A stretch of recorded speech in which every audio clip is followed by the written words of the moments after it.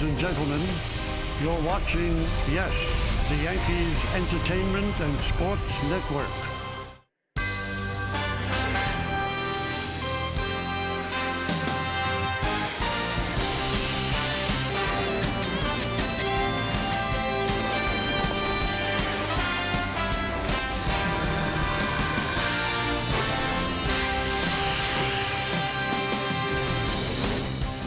The palm trees standing proudly on another sunny Sunday afternoon in Anaheim, where the fans are ready for some day game baseball as Hyundai presents the Sunday game of the week. It's the Yankees against the Angels in the final game of a three-game set from Anaheim, California.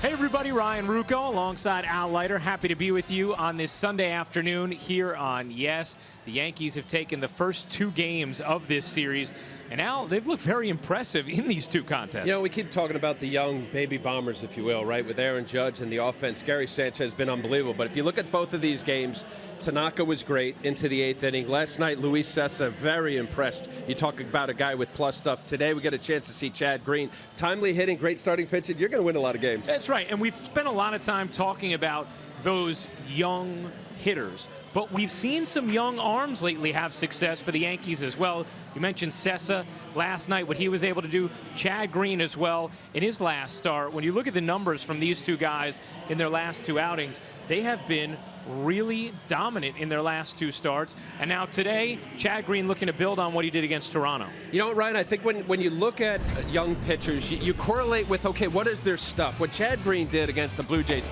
an excellent hitting team, 11 strikeouts in the 6 innings, only 2 hits. What I like about what I saw with Chad Green is that it's smooth, similar to Luis Cessa last night. Smooth out of his hands, hit 95-96, a great slider curveball combo.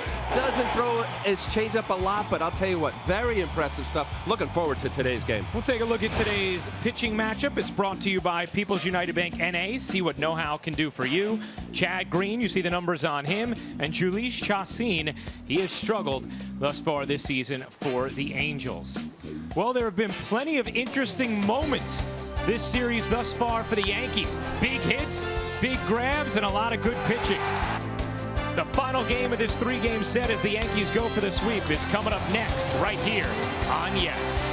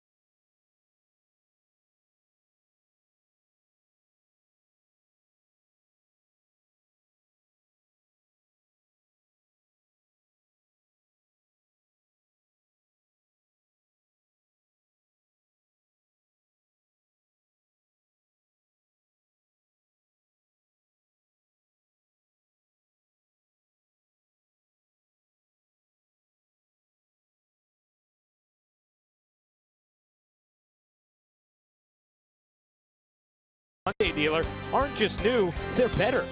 By Geico, 15 minutes could save you 15% or more on car insurance. and by Buick. Experience the new Buick for yourself at Buick.com. Well, a picture-perfect Sunday afternoon as summer winds to a close here in Southern California. Jhoulys Chacín getting ready to take the hill as the Yankees go for the sweep of the Angels. And we'll take a look at today's Yankees starting lineup. It's presented by Lexus. Brett Gardner back in there after his spectacular catch last night leading off. Jacoby Ellsbury batting second. Gary Sanchez still behind the plate, catching day after night. He'll bat third. Didi Gregorius remains in the cleanup spot with Starlin Castro behind him. Brian McCann, his first multi-hit game since July 9th last night. He bats sixth. Mark Teixeira back at first base. He'll bat seventh. Chase Headley hitting eighth. And Aaron Judge gets the afternoon off, so it's Aaron Hicks in right field batting ninth. And on the mound for the Angels will be Jhoulys Chacín. Veteran right-handed pitcher, been around a while. Colorado, spent a little time in Arizona. You see his numbers there, not very good. ERA close to 6, not good. Too many hits per inning. 43 walks in 103 innings. This has been a rough season for Chacín. Let's take a look at the pitcher scout report brought to you by your Tri-Honda dealers. This is what he throws, folks. A fastball, slider. He cuts the ball, changeup. He throws it all, and he spreads out all of his secondary pitches pretty fairly. 28% slider is his primary put-away pitch. Rough season, I'll tell you, to say the least. 3-8, 5.92 showed the ERA. In his last 15 games, of which 7 of them were starts, 1-5 with a 7.74 ERA. He lost his spot in the rotation. He's back. Getting whipped, Ryan. You know what that is, right? Yeah, whip. Yeah, walks. 1.55. And I mentioned, hey, listen, when you have 160 base runners allowed in 103 innings, you're going to give up a lot of runs. This has been a big bugaboo for an injury-riddled Angel team this year. The starting rotation. Angel team that's had all 5 starters go on the DL, that has the 3rd worst team ERA in the American League. The Yankees going for the sweep today. 6 times this year in a 3-game series, they've won the first 2 games. All 6 times they have failed to sweep. So the Yankees trying to change that trend today, and Brett Gardner leads off with ball 1. Well, you're not just talking about a sweep of this series. It would be a sweep of the entire season series. You know when that's happened, the Yankees against the Angels? I know that it would be a franchise record, 8 straight wins against them. Never. Since the inception of what was the California Angels in 1961, they've never had a season sweep of the Angels. How about that? Pretty amazing. Yeah. They've won 7 straight against the Angels dating back to last year. Won the first 6 this year. And if they win today, it would be 8 straight. First time they've ever done that against the Angels. Just thumping the Angels. They swept them at the stadium in June. The Yankees have scored 41, outscored them 41-15. You look at what they've done this season. The batting average and the ERA, all that you could hope for. Gardner has that snared by Chacín. Smoked it, but right to him for the first out. Pure reaction for a pitcher. Here you got a 60 feet 6 inches. You're about 55 feet away. What made it easier for Chacín was, you saw that replay there. Watch how he squared to home plate. Your better fielding pitchers, after they release, a square in good fielding position. Still scary, Ryan, when I see hot smashes back to a pitcher. That's the part of the game you don't miss. Not at all. I have nightmares. Ellsbury shows bunt, takes a strike. I got hit in the head. Did you really? Yeah. Alex Gonzalez with the Marlins in spring training in Jupiter when I was with the Mets. Spring training, too. Did you miss any time? It's rolled to first. Crone will put it away. Take a look at the Angels defense. It's presented by Geico. Across the outfield, Nick Buss, Mike Trout, and last year's Gold Glove winner Cole Calhoun. Caleb Cowart gets the start at third with Yunel Escobar on the 7-day concussion DL. Andrelton Simmons, Cliff Pennington, and C.J. Crone, with Carlos Perez getting the start behind the plate for Chacín. Here is Gary Sanchez. Joe Girardi was asked, does he have to be careful not catching Sanchez too much? Minor leaguers aren't used to that extra month of the season. And this one's fouled right back here. and into our booth. Al, that almost nailed you. God, if I was paying attention. Talking about defense, that wasn't my strong suit. I mean, that was like, did that nail the computer? Oh, that's what it hit, huh? Did it hit the computer? Wow, the computer's still working as Sanchez rolls one to third.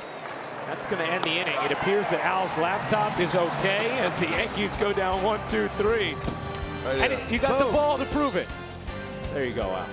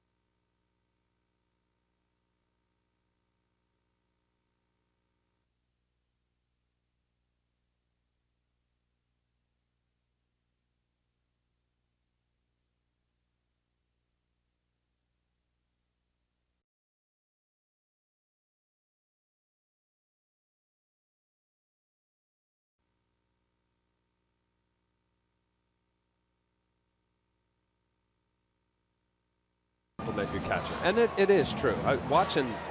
Listen, Gary Sanchez, just watching him from afar and hearing about all the reports, Ryan, of his plus, minus, his strengths and weaknesses, very impressed of not only just what he's done offensively, but last night watching sequences of what Luis Cessa pitched and how he pitched around some danger. It's right back to Green. He'll run it halfway and toss it the rest. We'll take a look at the Yankees defense presented by Geico. Across the outfield, Brett Gardner, Jacoby Ellsbury, and Aaron Hicks, with Aaron Judge getting the day off. Joe Girardi saying he'll be back in there tomorrow. Headley, Gregorius, Castro, and Teixeira now at first, with Sanchez catching Green. just to finish that point, and I know we'll be talking about it a lot, is that you look at pitchers, the frustration level for a pitcher is when he's constantly shaking, right? You have a thought, you know, a pitch that you want to get him out, and then you're shaking. I thought some sequences of Sanchez second time around, Cessa starting him off with the Angel hitters with curveballs. He sprinkled in his changeup, kind of really stood up a lot of the right-handed batters inside. Went inside nicely on Trout there. Yeah, just looking at Trout, I mean, he is a stud player, but he's struggled of late. And if he's struggling, Angel's going to have a tough time scoring. Sub 200 his last 12 games as he drives that into center, but easy for Ellsbury. 2 out. Now, Albert Pujols strutting to the plate. And Meredith Marakovits, this is a big moment for Chad Green. It really is. He grew up about, or you should say he went to high school about an hour and a half away from Busch Stadium. He was a big Cardinals fan and a big Albert Pujols fan, and he said this moment might be a little weird. He even said it might be a little surreal, but he wasn't sure exactly how he would feel about it until he stepped into the batter's box. He used to watch him play all the time. You have to wonder what's going through Chad Green's mind right now.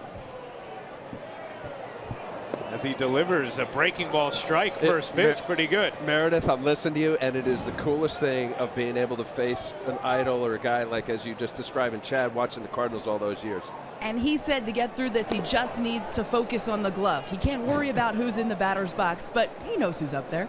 Who was that guy for you, Al, early in your career? One of the names that really stood out, with certain guys, you know, you get locked in, was George Brett.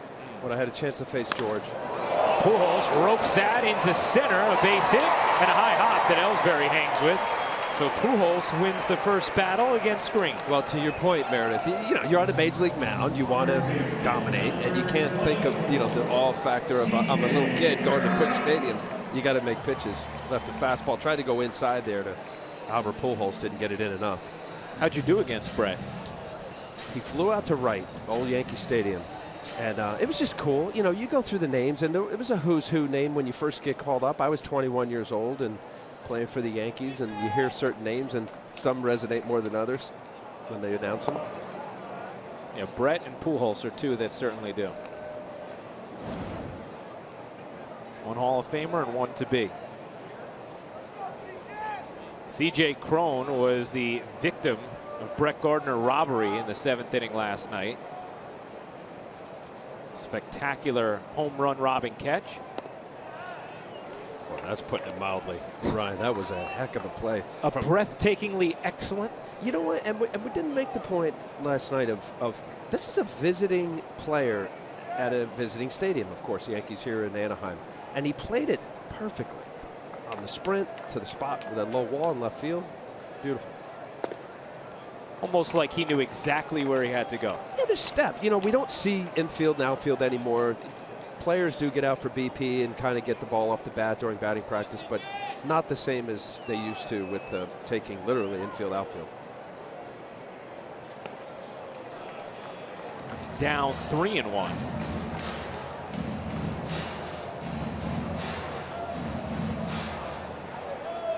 By the way, George Brett was only 1 for 5 versus you, Al. He was 40, I think. It was on the back nine for George. Loved it. Loved facing him.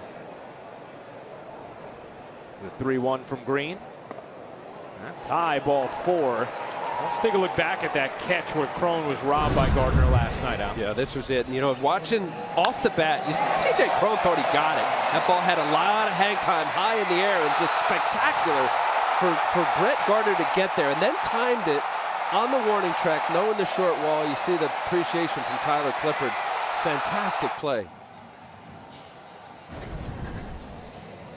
Well, there he is now, dealing with the sunshine, the beautiful SoCal sunshine today. Now, what did Brett have to say about that catch, Meredith? He said he wasn't sure that it was going to stay in or if it was going out off the bat. He just wasn't sure also if he had enough room. He felt like he could get there distance-wise, but added it all happened so fast. He knew there was a runner on base, and his main goal, aside from catching the ball, is making sure that he physically stayed in so the runner couldn't advance. So added that he got a little bit of help from the fans out there, able to stay in. That runner did not advance, and he made a great catch. And that fan who helped him back in was a Yankee fan, I believe, too. He did have a Yankees hat on. That's right. Here's the 0-1 to Simmons. Fastball away, 1-1. Yeah, there were so many elements of that catch. How far he had to go, giving his body up, holding on through the contact, full extension, robbing a home run. Truly excellent play. 2 on, 2 out. Here's the 1-1 from Green. That's chopped left side. Headley just watched it go through the hole. Here comes Gardner, firing home. Not in time. Pujols scores, and the Angels take a 1-0 lead.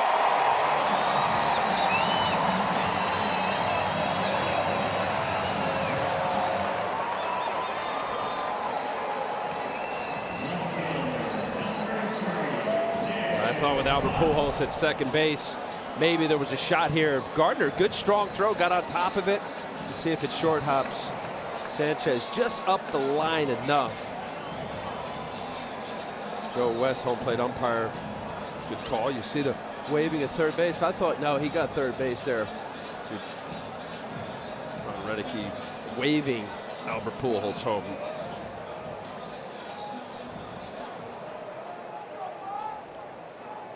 So the Angels have their first lead of this series. They hadn't scored until the 9th inning last night when Pujols homered off Betances, and Pujols just got in there. You see where the positioning early on, Gary Sanchez maybe up the line a little bit premature. Looked like he had a long way to do the swipe tag. Here is Nick Buss.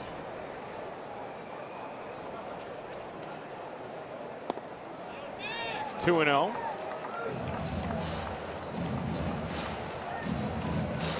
So for Green, the trouble all with 2 outs. First a single by Pujols, then a walk to Cron, and then a ground ball single that just found a hole through the left side for Simmons.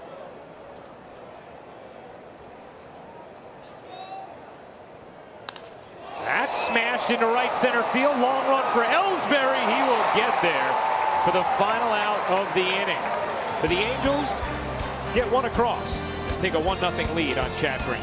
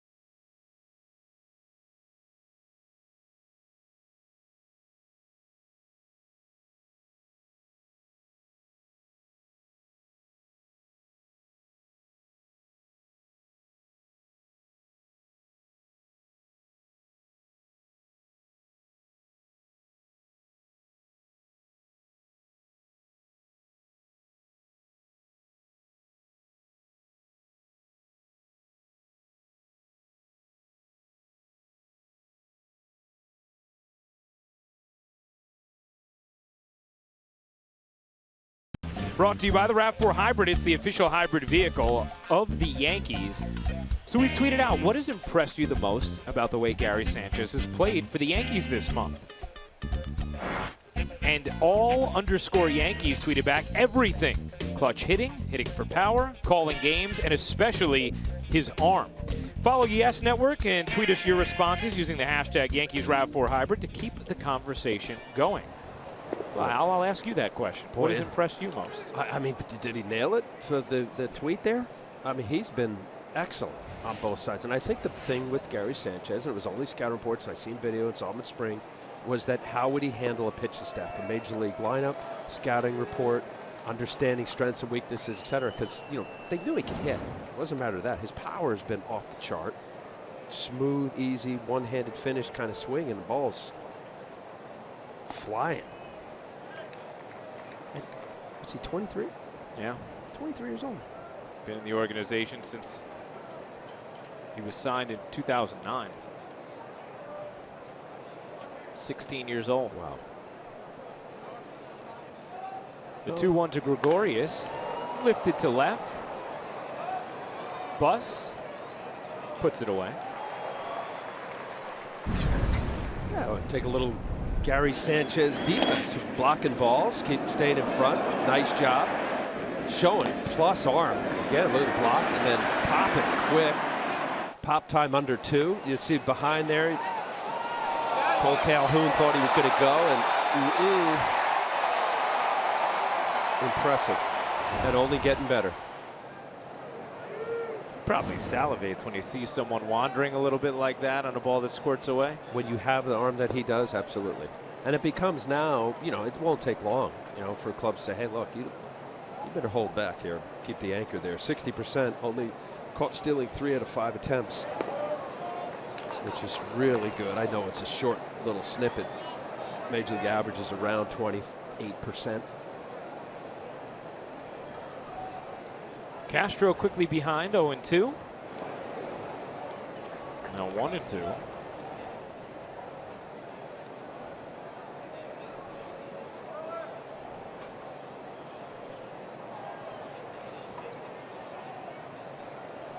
Castro doubled and singled last night, scored a couple of runs. The 1-2.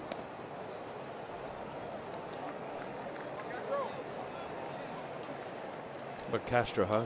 Was the young guy with the Cubs and then kind of became the older guy, right? So Addison Russell became his replacement. Comes here is the young guy again with, you know, Alex and Carlos Beltran showing him, you know, talking the game and how you play the game, and now here he is back being the old guy. It is an interesting circle for him. And Castro the other day was talking about Sanchez, and Judge, and Austin compared to the youth movement he saw in Chicago with Addison Russell and Chris Bryant. And he said there's a lot about these guys and their talent that reminds him of those guys. Of course, the Yankees would gladly sign for that. Trout puts away the second out. Take a look at the game time weather presented by Bigelow Tea. 83 degrees, 7-mile-an-hour wind, and another gorgeous sun-splashed afternoon in Southern California. Look at the humidity on there, 41%. Wow, high for Southern Cal. Oh, is that your weatherman voice? High and tight. Beautiful. You know, it's interesting that we talk weather as Mike Trout makes a catch, because did you know that he not only probably loves ices, but he is incredibly interested in meteorology. Like, he'll direct message different meteorologists, Trout. Really? Yeah. On like Twitter. Like an interest, I want to be a meteorologist? Well, I think it's just something he's fascinated by. He once drove 2.5 hours to a storm just to watch it. The hidden passion of Mike Trout. If baseball didn't work out, you may have seen him on the Weather Channel. Have you watched that, those storm chasers? Oh, yeah. They're crazy. Go follow a tornado.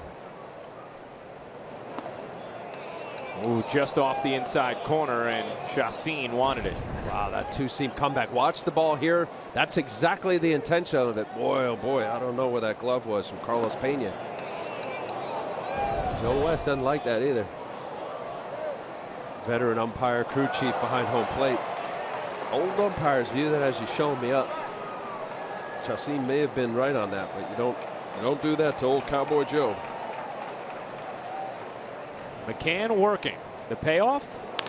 Grounded hard, but into the deep second baseman Pennington for the final out. 6 up, 6 down for Chacin. Angels with a 1-0 lead.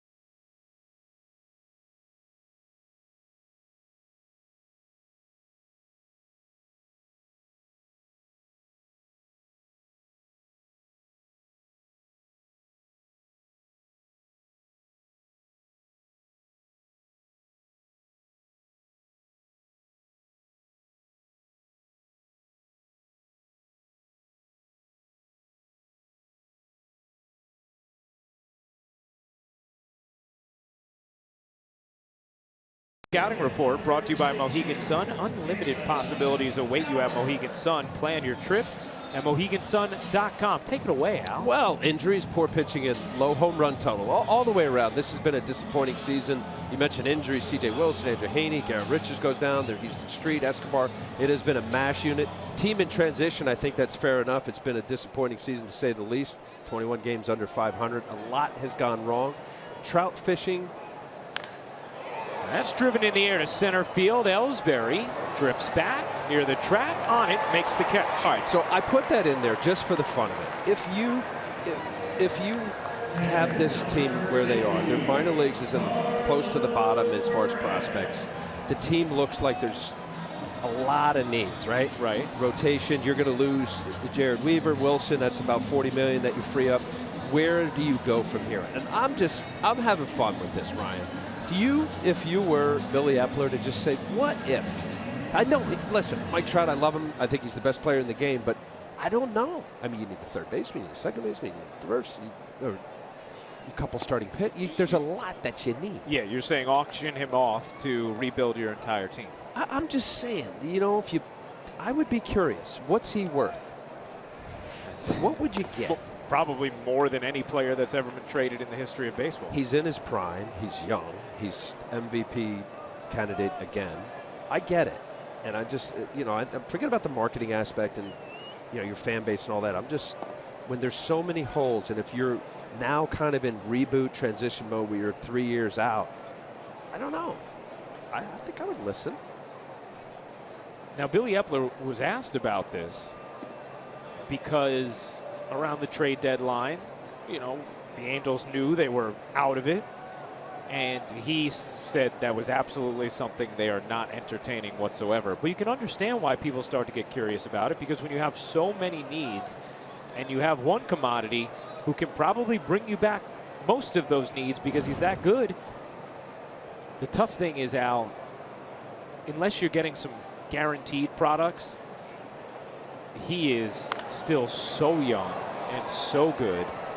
And the Angels, even though they've been hampered by some of their big money contracts, most namely Josh Hamilton, who they still are going to pay $24 million to next year, it's not like they're a small budget team. They, you know, eventually will have some money to spend.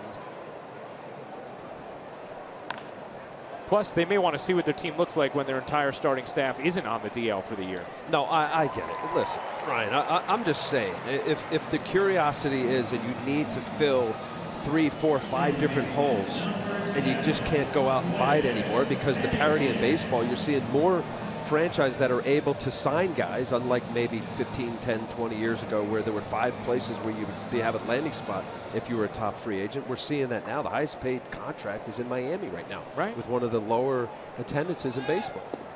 You see what Greinke got, a guy like Joe Mauer a few years ago when he was a free agent and stayed in Minnesota.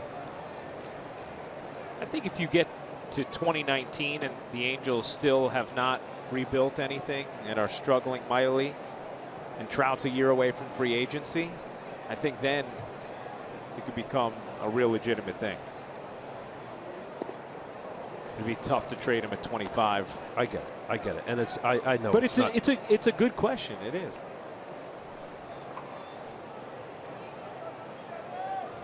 A 1-2 from Green, swing and a tip. Sanchez could not hold on.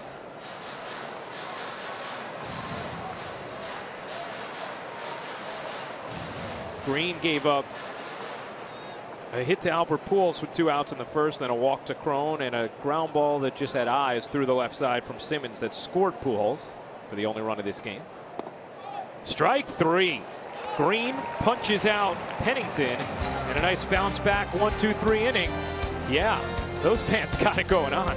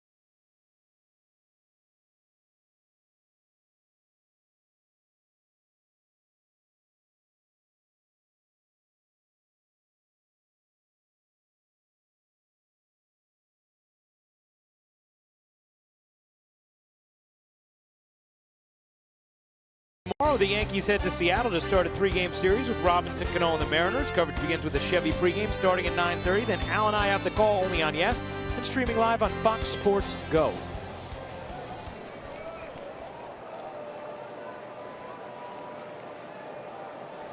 Yeah, David Beckham catching the action. Angels leading 1-0.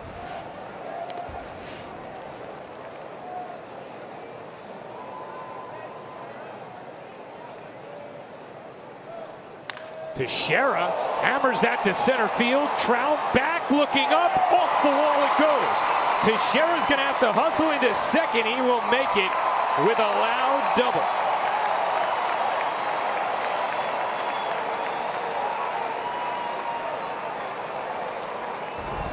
Well, I know it's been a rough year for Mark Teixeira injury-wise, and all the troubles. Bet 196 coming into today's game.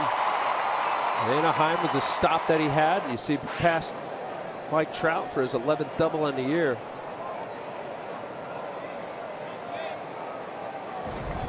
That ball was smoked. Teixeira's had the last 3 games off. As Headley swings and misses.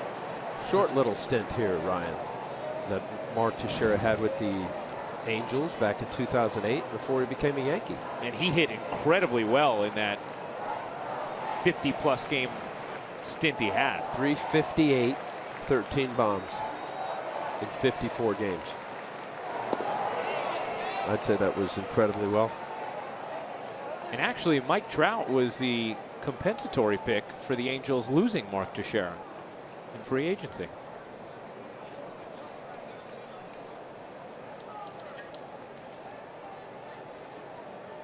The 0-2 to Headley. A little flinch from Joe West, 1-2. Now, Joe Girardi has already said that Tyler Austin will be back in there tomorrow at first base. He said Mark Teixeira has been unbelievably good about this situation, as Headley goes down swinging for the first out. Girardi spent a lot of time this morning praising the way both Teixeira and Brian McCann have handled losing playing time to younger kids. And Mark Teixeira had gone to Joe after he announced he was going to retire, and he said, "What do you need from me? I'll do anything you need the rest of the season." And Joe said, "I need you to play first base every day." But that was before Tyler Austin was called up, and so the role has changed. And Mark has said, whether I'm playing every day or once a week, I'm going to do whatever I can to help Tyler and help the team. I mean, it's kind of a odd, precarious spot, right, for both Girardi and the Yankees and Teixeira. He's already announced that he's going to retire after this year. A heck of a career, over 1,282 RBIs, 404 home runs. Great career. Yeah. But now, you know, where the Yankees are, I mean, they're in it, the numbers-wise, as far as down the stretch here with 37 games to go. The wild card is in reach. Yankees 4 games in back of the Orioles for the second wild card today. So to balance that, Ryan, of a veteran player in Mark Teixeira and then playing the younger players to see what you have moving forward to 17 and 18. The 1-2 to Hicks. That's fisted into center field, a base hit. Teixeira is going to be held up at third, and Hicks is on with a single. Runners on the corners with 1 out now as the lineup turns over to the top. Aaron Hicks, also another Yankee player. They have to figure out where he fits in moving forward. Nice job punching that fastball in right up the middle. Yankees have a little something going on here. First and third, 1 out.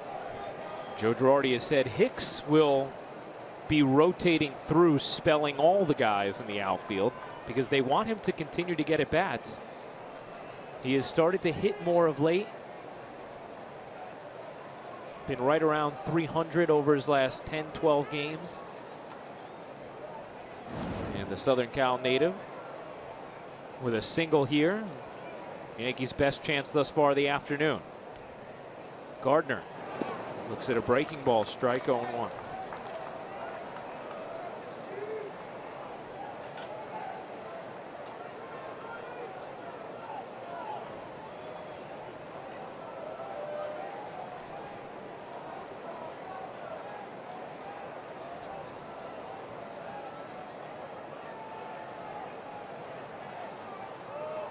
The 0-1 to Gardner.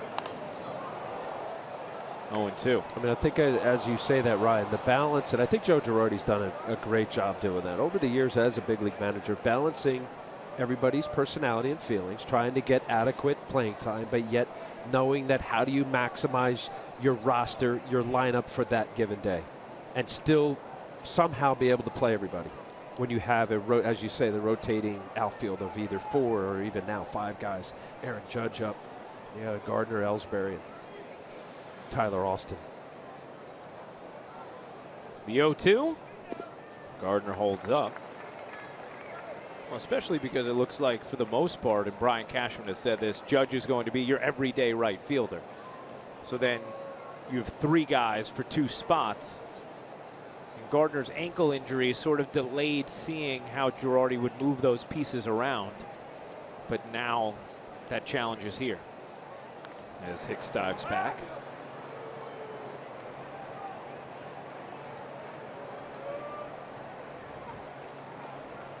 And at some point in the not too distant future, you would think you'll have Clint Frazier, who's in AAA right now, the big piece the Yankees got back for Andrew Miller, pushing in the outfield as well.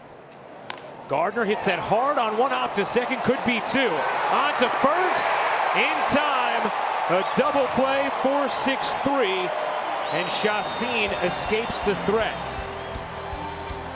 Close at first. See if the Yankees want to do anything about it. If Gardner beat it out, it would mean a run. Simmons does have a cannon. We know Gardner can run swiftly. That is very tight at first base. Joe Girardi out of the dugout, still deciding. Oof. That's about as close as it gets. He's still waiting at top step. No, he just now gestured to Joe West. No. So the Yankees will not challenge. They do not score. To the bottom of the third we go.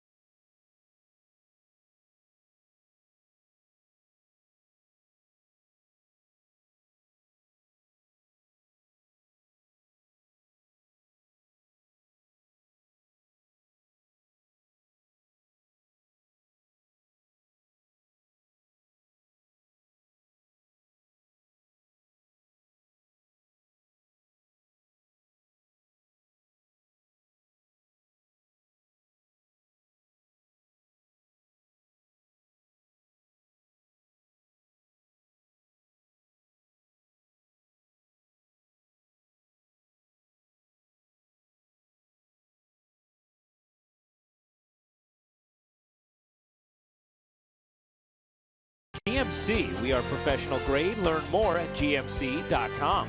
By People's United Bank NA, where mobile cash management keeps your business at hand.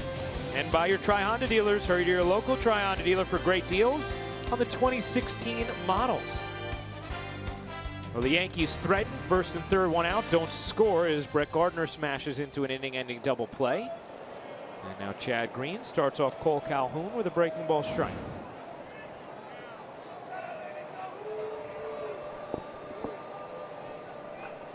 Ryan Rucco, Al Leiter, Meredith Marakovitz, appreciate you being with us on this Sunday afternoon. The Angels with the 1-0 bottom of the third lead.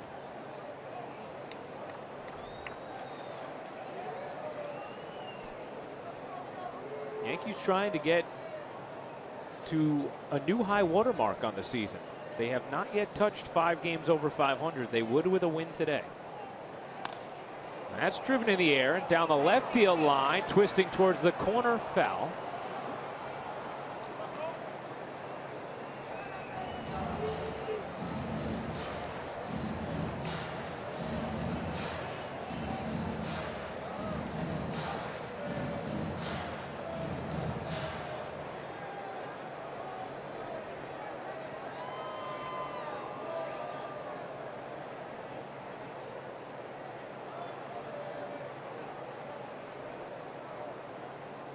The 1-2. Breaking ball, cut on and miss, strike 3. Second strikeout of the afternoon for Green. That's a good slider that Chad Green throws. Watch here, this after the smooth fastball. That might have been more of a curveball. He's got a cross between the hard slider, that mid to low 80s velocity, and then takes a little off. I just think his delivery, the deception part of it is so smooth, and the carry of a 95, 96 mile an hour fastball just jumps on guys. One of the things Joe Girardi was talking about with Green today was how they really wanted him to work on the depth of that breaking ball, and they feel like he's made such great strides this season with that, and that everything they've given Chad Green to work on, every time he's been sent down, and there have been a few trips this year, he has worked on, fine-tuned, gotten better, and come back with that, at least a better adaptation of that in his arsenal. So what they would like for him to do, Ryan, is that really you talk about depth on a slider. Nice fastball, blew it by Trout there.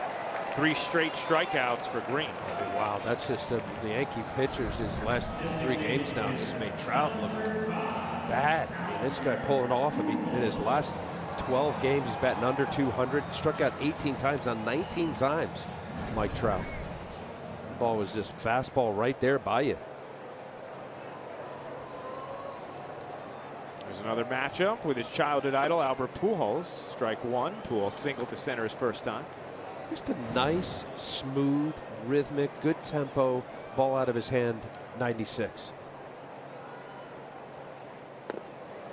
There's a bigger break there. Now the bigger break, ideally if you could get more velocity off of that pitch. Now that had more of a curveball break, but it's 85 miles an hour, so it's got slider speed. And that's really the trick. Good hard fastball there at 94. Of trying to still have the spin, have the late break, and then take more velocity off. And that whole deception part is if you're 95, 96, you can get a consistent off-speed pitch that's 12, 13, 14 miles an hour slower than your fastball. Tough for hitters to lay off and stay back. Here's the 1-2 from Green. A little too far out with that breaking ball, 2-2.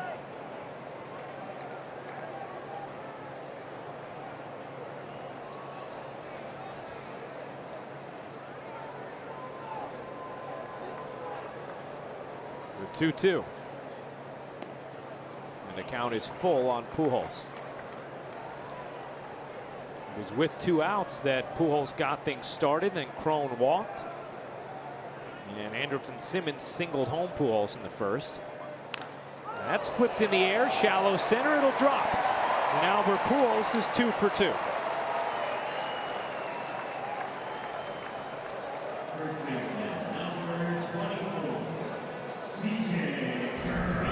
Pujols such a good hitter after the cutter previous pitch that's taken off a little bit, but able to stay balanced enough.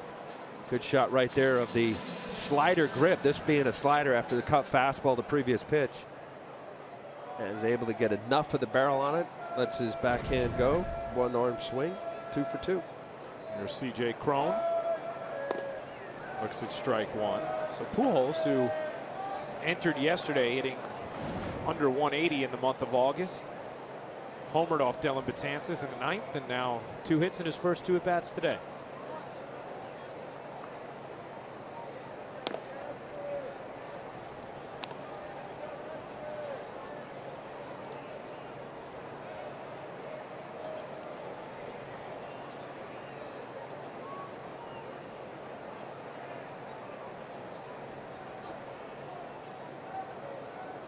The 1-1. 1-2. Unlike Sessa last night, Chad Green so far, everything away. You know, and hitters, they start making the adjustment or watching, they go look at video even in game. He's got the slider, cutter away, hasn't thrown a changeup yet, and fastballs away. He's dotting the corner. Sessa last night, I thought he came in hard, selectively in certain at-bats. Trout, Pujols came to mind last night. Occasionally you got to stand and hit her up, especially as a right-hander here. Sanchez coming in. That's driven to right. Hicks back, has room, and puts it away as Green strands one. On to the top of the fourth.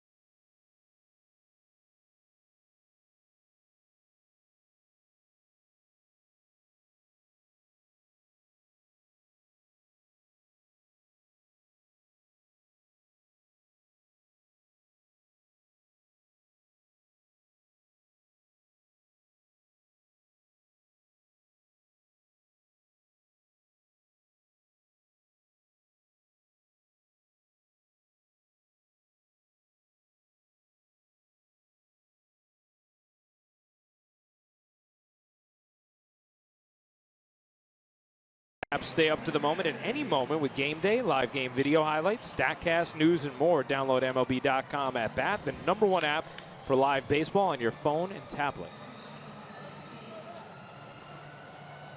Top of the fourth inning in Anaheim. The Angels with a 1-0 lead on the Yankees.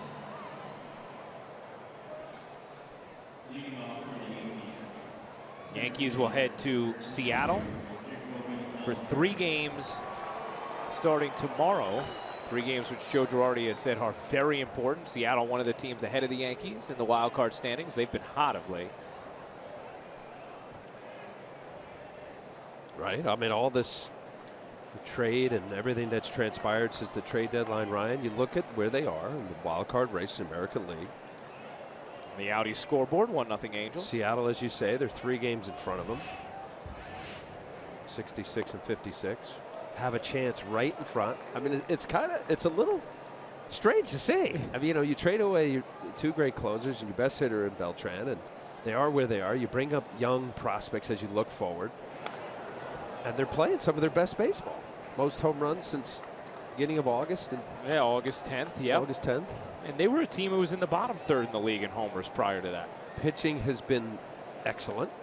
Starting pitching. Betances has done a great job.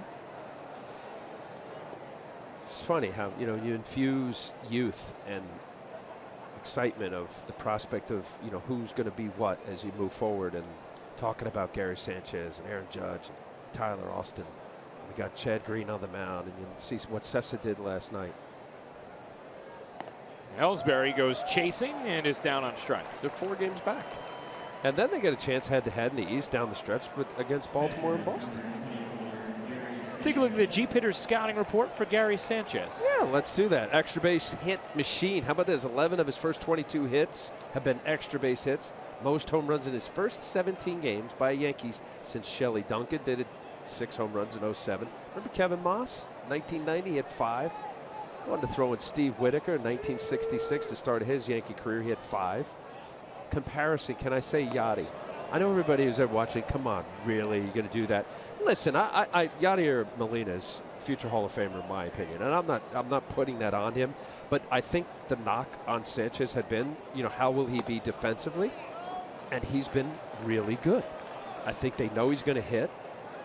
And how cool, I mean, really think it. You got Tony Pena here, one of the best defensive catchers. You got manager Joe Girardi, catcher. Like you talk about, here we go, in school. Open your ears and listen. an opportunity of a Joe Girardi or a Tony Pena to help you as you grow in your young big league career. They know he's going to hit. Let's dribble back to the mound. Sanchez 0 for 2. So just for the fun of it. And you know what, the one home run, if you watch Yachty or Molina, often you'll see him with one arm kind of finish Yachty. I think Sanchez is going to have more power. Just saying. Yeah, I like the comparison.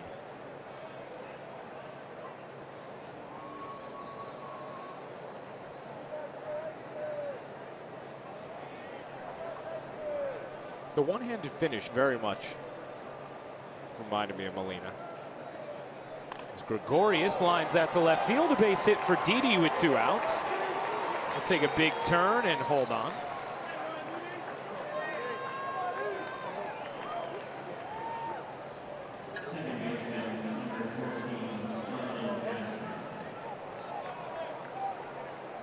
And did I say he's 23 years old, Ryan?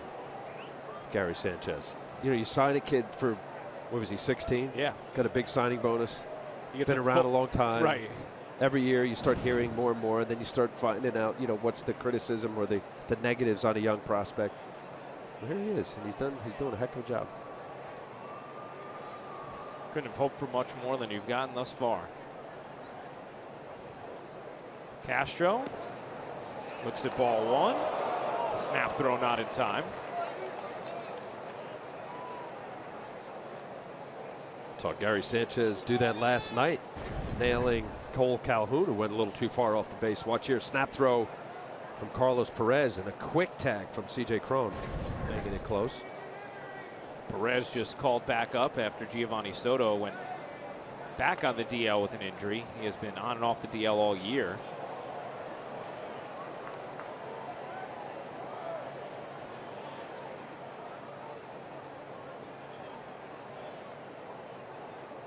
Didi Gregorius going to smooth the runway.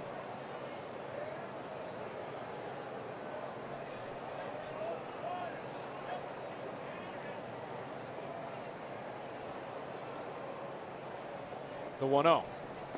Inside 2-0.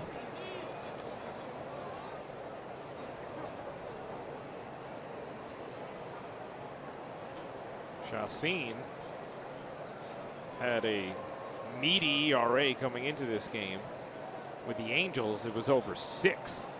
But he's been effective thus far. Castro off the end of the bat, pops it up and into the seats. Chacin has a starter since his last 15 games. 7 of those 15 games are a starter. A 7.74 ERA. Doesn't look like a guy. No, he doesn't. Right? Not today. You know what? I mean, he has to change speeds enough, and you see right there that was a critical fastball count, 2-0 count. And what does he do? He throws his slider, the slider curveball changeup combo. That's what basically he rolls out to get to those pitches. Castro grounds that hard. Simmons, the diving stop, the flip not in time. And Starlin Castro reaches with 2 outs and now 2 on.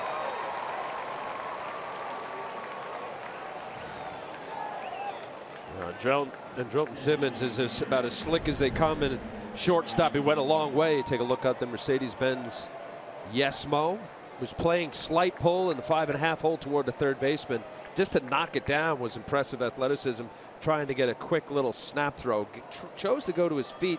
May have cost him a little time. See Cliff Pennington. Didi getting in there easy.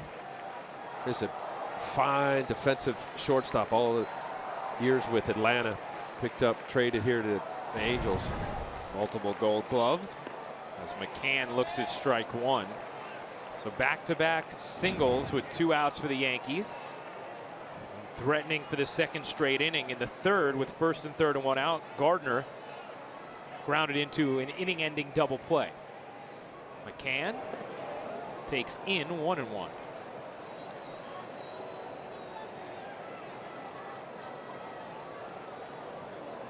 Last night, McCann had his first multi-hit game since July 9th. Also stole his first base since 2012.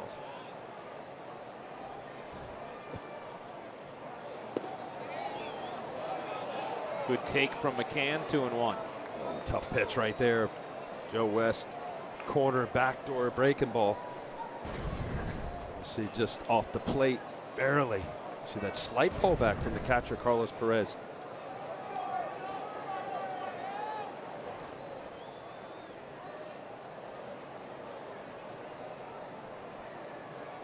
Chacin delivers a 2-1. Inside, 3-1. And Mark Teixeira waits on deck. As Chacin and Perez will talk things over.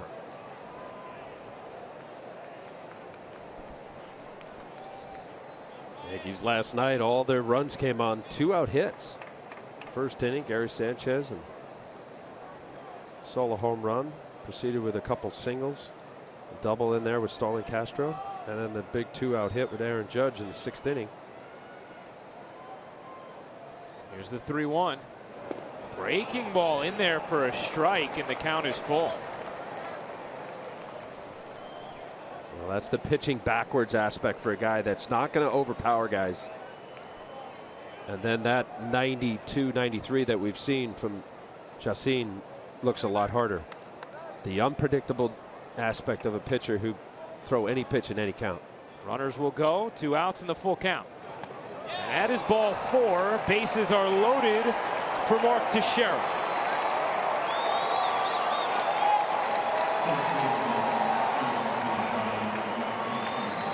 You can hear there are plenty of Yankees fans here in Anaheim.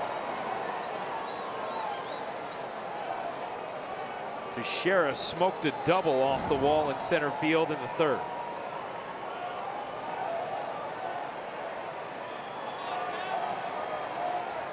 Chance to give the Yankees the lead here. Down 1-0 in the 4th. Bases loaded, 2 out. Ball 1.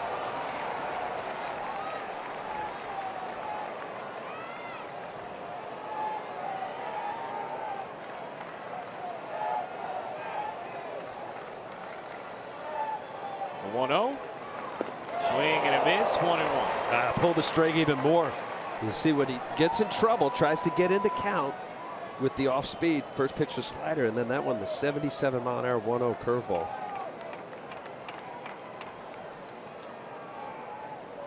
Ten career grand slams for Teixeira. Outside, 2-1. Nibble, nibble. Got to come in. No place to put him. Yankees trying to break through against Chacin. The 2-1. Swing and a miss, again pulling the string. Every pitch, Ryan. Slider, curve, slider, and then a slower breaking ball. 2-1 count. This is an action ball. You don't want to go to 3-1. Pulls the string, the same pitch as he threw in the 2nd pitch of the at-bat. Tough pitch. Stay back, and it's in the high 70s.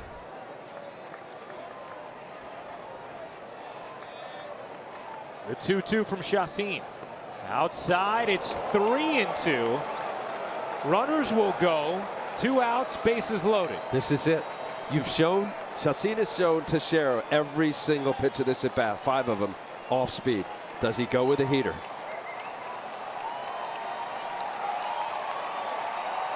Here's the payoff. Breaking ball lifted in the air to left center. Trout over, will make the grab and end the inning. So the Yankees flirt again but cannot score, and again Chacin went off speed to get Teixeira.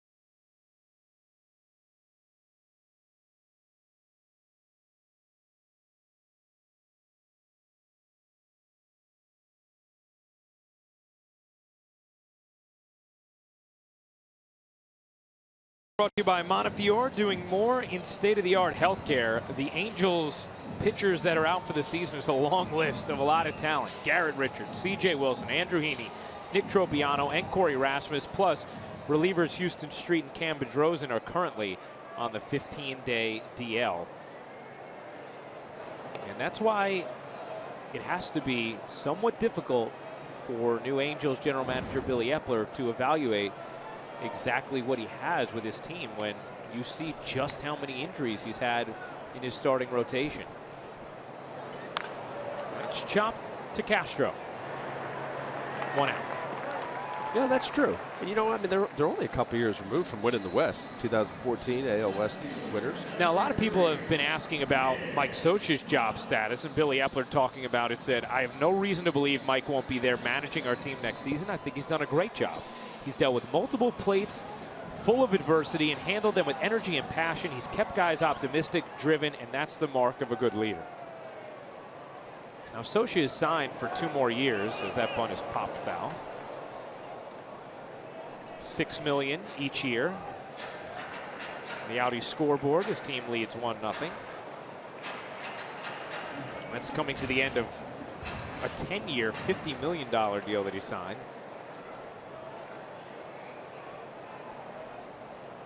But Billy Epler went on to recite a quote he heard from Ernie Zampese, the NFL offensive coordinator Ernie Zampese, when he was 11 years old. He said he told him something when he was at a practice then that he always remembered. He said, you need the horses to pull the cart. And he said if the horses are hurt or if they're not pulling the cart, there's only so much you can do. And that's the reality of the Angels situation this year. Well, yeah, you know, I mean, you're as good as, right, your star players and what they bring to the table. And for as much as it's fun to watch scrappy teams that, you know, there's a cardiac arrest kind of, you know, every guy on the roster helps win a game periodically, you still need your stars, you need your studs, you need your guys. Not only the 30, 100 RBI or the guy who sits around 300, but what they bring to the clubhouse and that confidence that exudes to other players. You see the longest tenured head coaches in the 4 major North American sports. Only Greg Popovich has Mike Scioscia beat. 17 years for Scioscia. Now, the second longest tenured manager with his current team in baseball is Bruce Bochy, and then Joe Girardi. 2,715 games, that man right there, Mike Scioscia, with the Anaheim Angels. That's cranked left center. Ellsbury on the move, won't get there. One hop off the wall, has some trouble with it. Hanging on at second with a double is Caleb Cowart.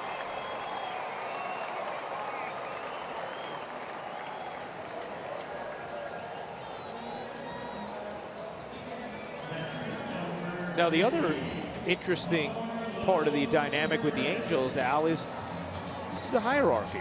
Because we know Jerry Dipoto, who we'll see tomorrow in Seattle, was the general manager here, now is with the Mariners. But him and Mike Scioscia had sort of a power struggle and philosophical struggle. Will Scioscia yield power to Billy Epler? And how do they work together? So far, by all accounts, very strong relationship.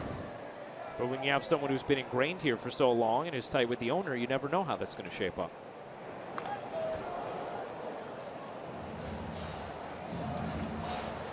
And I apologize. I keep saying Anaheim Angels. I'm all I think it's messed up. okay. I always want to call them the California Angels. Go for but it. No, all right, so it's the Los Angeles Angels. Of Anaheim. Of Anaheim. Okay. I don't think that you need to say that whole full part in the beginning every time. Well, you can go with Halos. How about that? All right. Yeah. The big A. Yeah. Sanchez snap throw from his knees. Put it on the money, and Cowart just got back. Snap throw from his knees reminds me of Tony Pena, the first base coach for the Yankees. Watch this here. You see Cowart getting a little too far. And again, all of these moments, even though he was safe, it's just put in the book. This guy's not afraid to throw behind the runner, as we saw last night with Keuel Calhoun. Snap throw from his knees. It's fouled back. Well, got to be pretty confident to do that with 2 outs and a runner on second. Believe it. You know, these guys that have rocket arms, as Gary Sanchez is showing, you got to believe that to pop up. There's a guy who had a rocket arm in his day, Tony Pena. Fun to watch.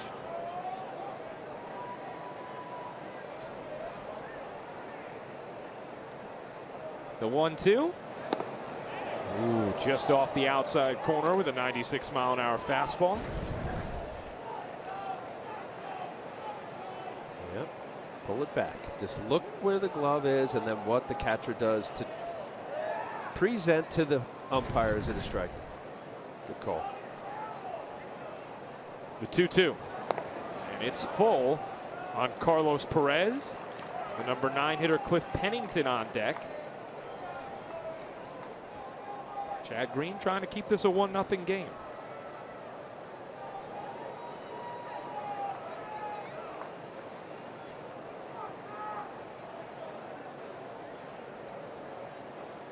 The payoff.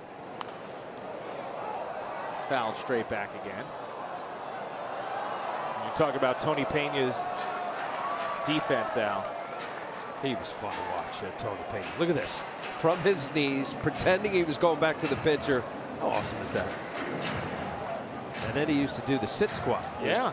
Do like a little hurdle stretch and literally sit on the ground. He was always on his knees back there.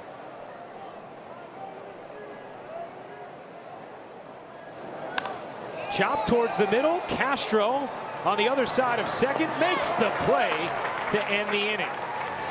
So a 2-out double for Cowart, but Green and the Yankees escape.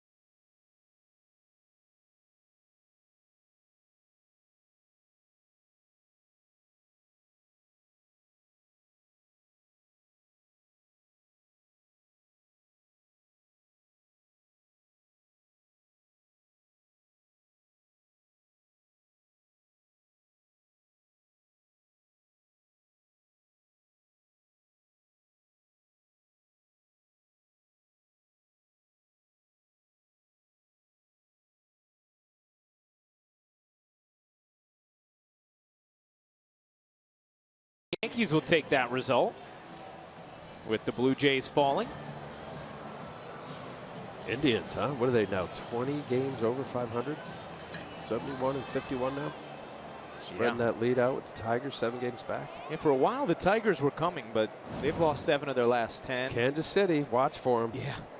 They 12-2 or something like that in the last 14. I think they won 7 in a row. Yankees trying to break through against Chacín. They've threatened each of the last 2 frames. On the Cadillac scoreboard, it's 1-0 Angels.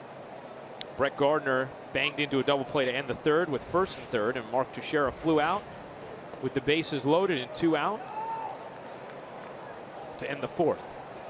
Well, the last time the Yankees have seen Chacín was in June 9th during that Yankee sweep at Yankee Stadium. 5 1/3 innings, 5 runs, and a 6-3 loss by the Angels. 2-1. Of the 115 pitchers who've thrown at least 100 innings this year, Chacín has the 4th highest ERA in all of baseball, entering this game at 5.92. has the 8th highest whip. He's really struggled, but not today.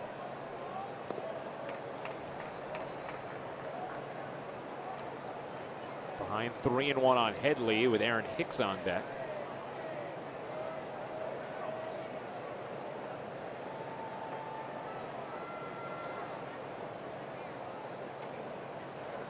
A 3-1.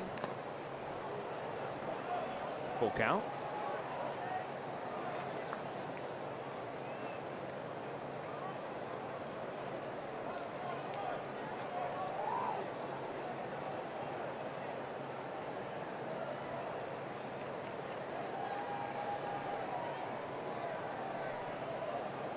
Swing and a miss. Headley down on strikes for the 2nd straight at bat. Taking a look at the standings. They are presented by Mazda. Driving matters. The wild card standings, the Yankees have moved to within 4 games of that 2nd spot that the Orioles are currently holding. They'll play the Mariners for 3 coming up. Right. 1 behind the Tigers, but the Royals, as Al mentioned, they're coming. And I believe actually with the win today over Minnesota, the Royals won 8 straight. Hicks is now 2 for 2 as he slaps that into left field. Aaron Hicks making his case to keep getting the at-bats that he's been getting.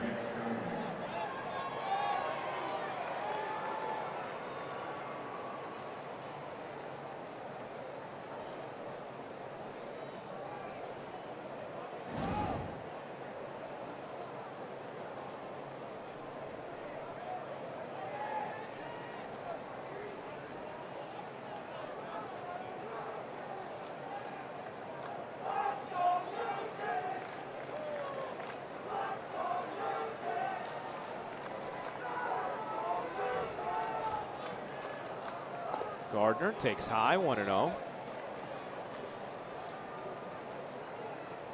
Gardner hit a short hop liner to 2nd that he just missed beating out at first in an inning-ending 4-6-3 double play. If he had, it would have scored the Yankees' first run. Instead, ended the frame. Chassin's starting to struggle a little bit with his control last few batters. You know, he's been just around the plate. He's been pitching backwards. He's behind in the count, and he's thrown just enough off speed to get back into the count.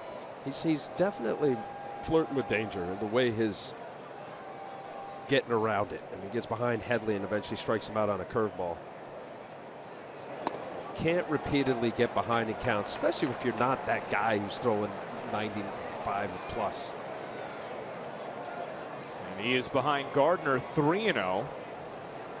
You know, this is the term effectively wild, Ryan, where you're behind enough, but he, being a veteran guy that's been around a while, is confident enough to throw any pitch in any count.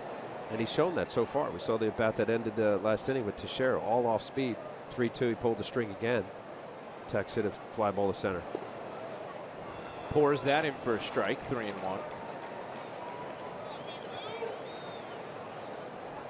And eventually, a pitcher like this, you're going to make a mistake. And the rhythm and the Yankee hitters to see what he's been doing now. Now, this is a 3rd time around for the Yankees with Brett Gardner's 3rd at bat. Hicks dives back. Gardner's hit the ball hard twice. In the first, he lined one right back to Chassin, which he snared. And then that double play in the 3rd.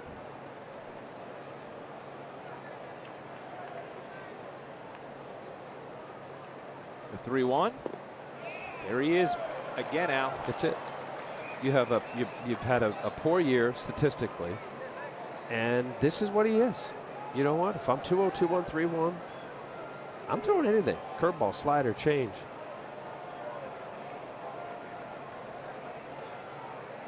So even as the Yankees hitters get ahead, they don't know what to look for.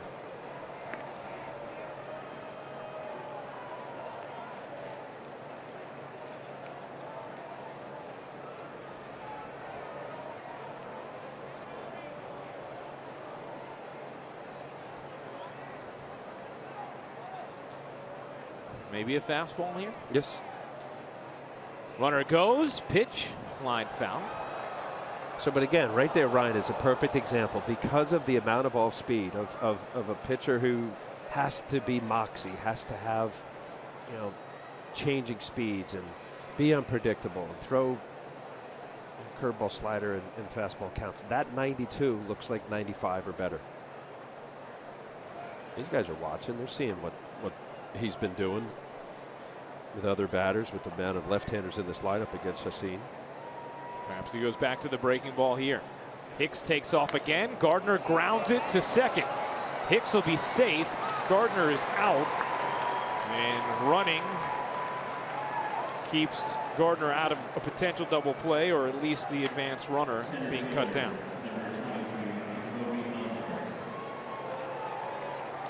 They pulled the string after the 3-2 fastball that Gardner fouled off. A little slider down the middle. Gardy out in front of it a little bit, rolled over it. Watch here. This is a previous pitch, 92 fastball. And then you see there, he was just hesitated. Enough heaters from Chacin this afternoon to create some doubt in these Yankee hitters' minds. The ball was middle, but it's 3-2 again, off speed. He's got a swing. He's out in front.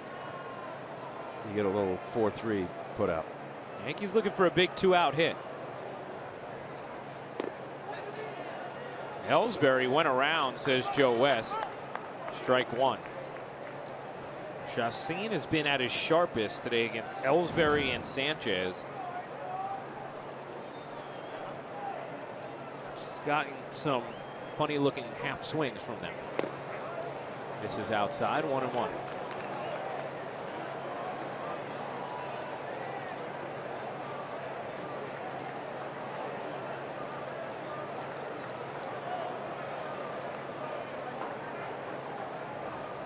Perez is going to go chat with Chacin.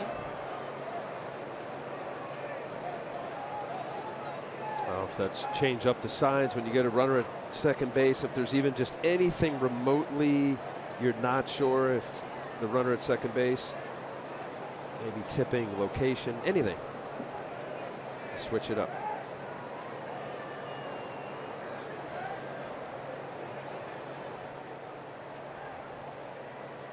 Here's the 1-1. Lined foul. And it's 1-2 on Ellsbury with Hicks on second. 2 out, and the Yankees seeking their first run of the afternoon as they go for a sweep of the Angels.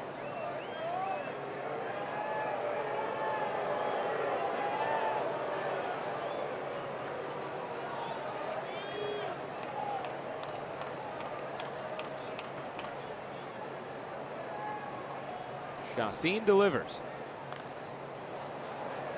Ellsbury stays alive. Was lulling him, right? The cat and mouse of watching somebody who is on. I know his numbers don't reflect it. Chacin this year has not had a good year, but right now he's baffling these Yankee hitters a bit. And now we're going to have another conference with Perez.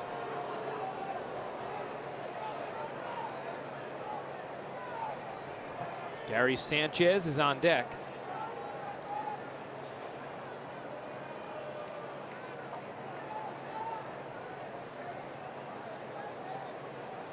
Hicks with good speed at second.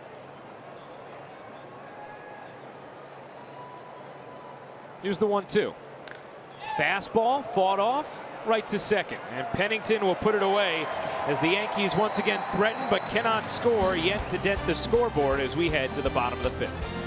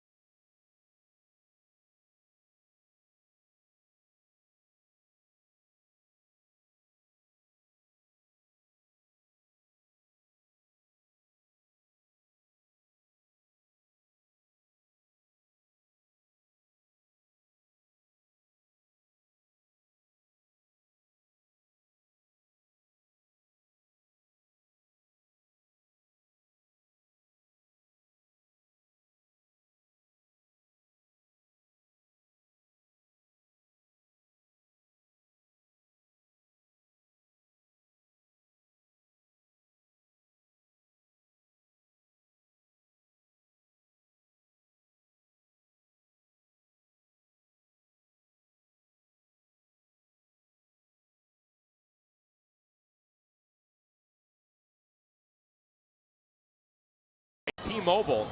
Aaron Sanchez, who's had a terrific season for the Blue Jays, but they have innings limit concerns about him.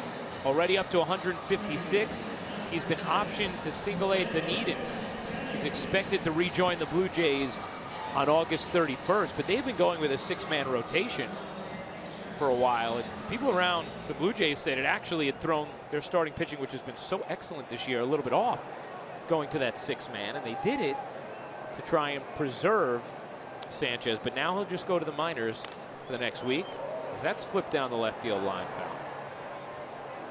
Well, where it really gets, I didn't mind it, especially the latter part of my career, but if there are off days and you're still trying to maintain a 6-man rotation, now you're talking 7 days. And no question about it, starting pitchers, creatures of habit, you go through your routine, the amount of days off, and when you work out, when you throw, how much you throw, all of that plays into it. Cadillac scoreboard, 1-0 Angels. We saw early on in Steven Strasburg's career, he was shut down as he got to his innings limit as the Nationals were headed to the postseason. We'll see how that happened, right? How that worked out. It's a difficult balance, the competitive juices. Last year we saw Matt Harvey with a lot of controversy around his innings limit, eventually blew through it. Now this year he's been banged up. Does it have any correlation? Who knows? But if you're the Blue Jays and you're a real championship contender, you want Aaron Sanchez to be a part of your postseason run. And I think the balance there is that, he was in the pen, right? So you don't want the excessive amount of workload innings-wise because of what he was doing for the Blue Jays the last couple of years, really. Back and forth, pen, mostly bullpen. Yeah, no, it's an interesting balance, Ryan. You're right, and it's to protect obviously the arms of your assets, if you will. That's smoked right to Castro for the out.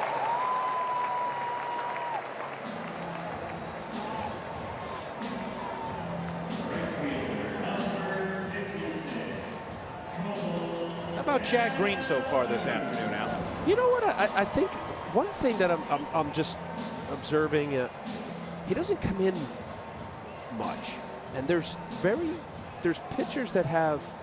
It's difficult for pitchers to command both sides of the plate, right? If you've got command of both sides of the plate of a good fastball, as Green shows, and you have at least 2 secondary pitches, one that's very plus consistent, you're going to dominate with the arm of a Chad Green. And mostly on that chart, I'm seeing a lot of way. And he's come in a few times and kind of missed, which just kind of tells me, his comfort level. Mine was in on righties. I pounded right-handed batters. I wasn't good away. It's one part of his game. I think if he can sprinkle in a couple, not just stand a right-handed hitter up, but dot the fastball on the inside part. Because he's definitely glove side strength, meaning the first base side of the home plate, inside the lefty, outside of the righty. Showing good off speed. His fastball, I love the flight. It's a smooth carry, 95, 96, and he's battled here.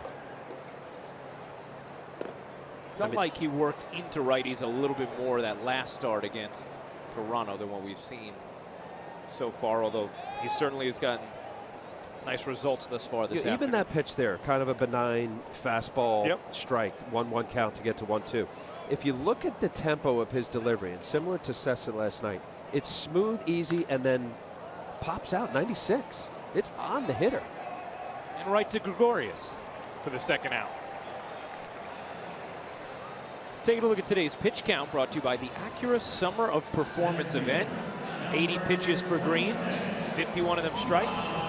Yeah, excellent. Great ratio, obviously. You get your ratio above 60, 65%. That's where you want to be. Most of the batters, he's really pounded the strike zone, got ahead. I know he's got the blemish in the first inning. Pujols the hit, and then he walks Crone. Simmons a little single and scoring the run on left field base hit to Gardner. Close play at home plate. Trout rips that into left center field. A base hit for Mike Trout. who has been very quiet in this series, but on now with 2 outs, and the hitter who has done the most damage so far today, Albert Pujols, comes to the plate. Yeah, definitely a formula to win, right? You come into a series, you want your starting pitching to do well, as the Yankees had with Sessa last night, the first game with Tanaka. Timely hitting, some home runs. That first game, the home runs, they had 4 home runs. Yep. Jared Weaver. And to keep a guy, Mike Trout, cold, as he's been. That's his first hit of the series. He is threat to run, although not sure he'll do it with Pujols up.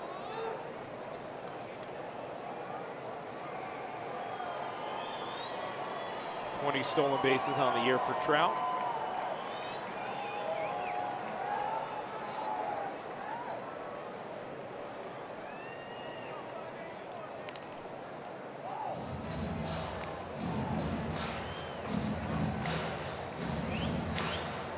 After struggling much of August, Pujols 3 straight hits, going back to the home run last night off Betances.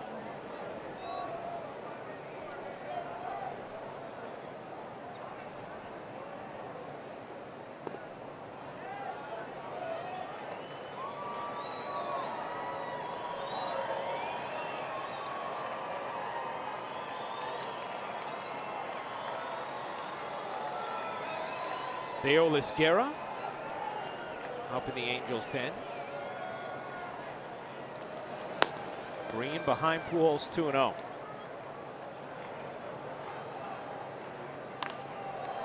Came in with a fastball, fouled away.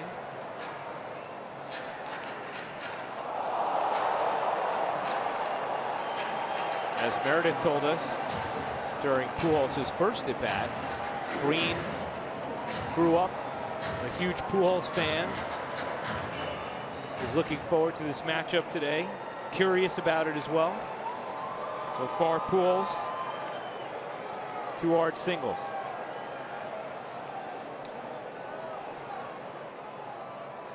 Here's the 2-1. Off the outside corner, it's 3-1. C.J. Cron is on deck for the Angels. He has walked and flown out to right.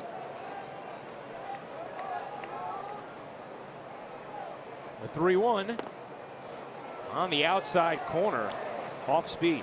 Well, it's the proverbial be careful. Don't give him anything to hit.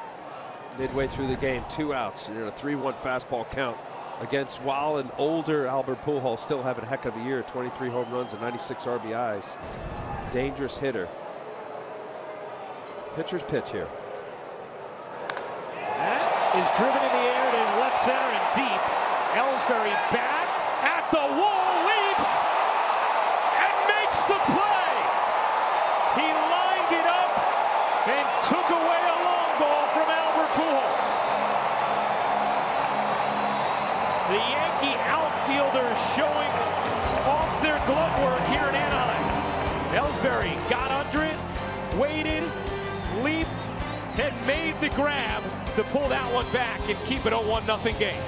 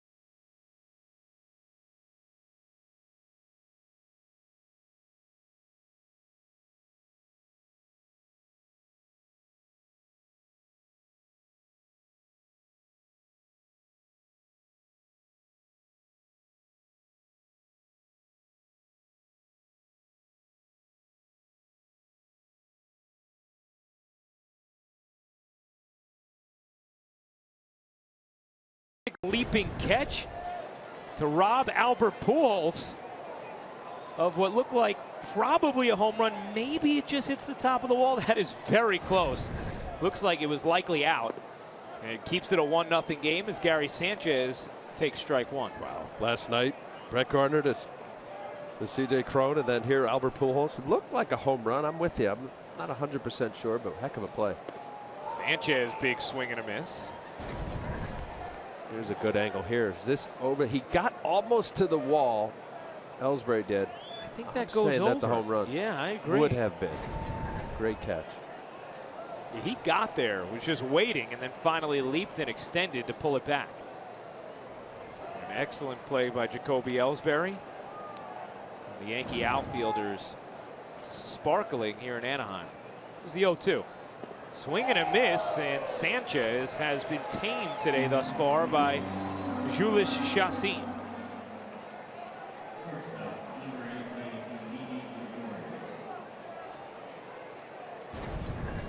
What was Albert's reaction? Let's take a look. I think he thought he may have had it, right? Okay, is it a home run out of the box? Well, we better hope it was a home run.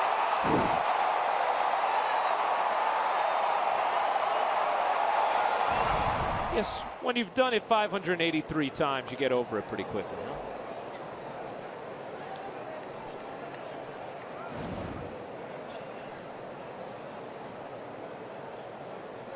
He was about to pass Mark McGwire.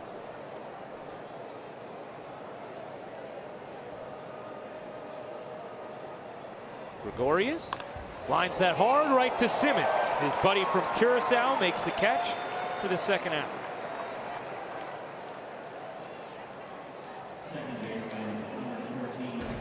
Perfectly played defense. Watch where Simmons is. A line shot past Chacín and right to his shortstop.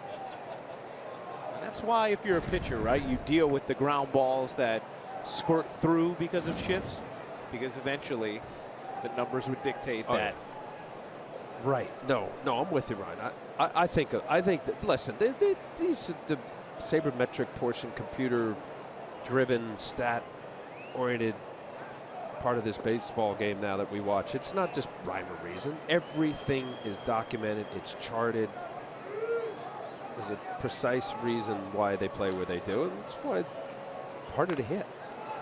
One of the reasons, and also too, many of the major league teams have 4 or 5 guys coming out of the bullpen that are throwing 95 to 100.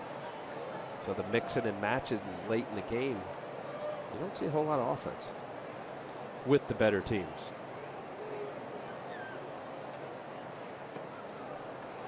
Yankees offense had been hot lately, but so far today, against an unlikely candidate, Jhoulys Chacín has shut them down.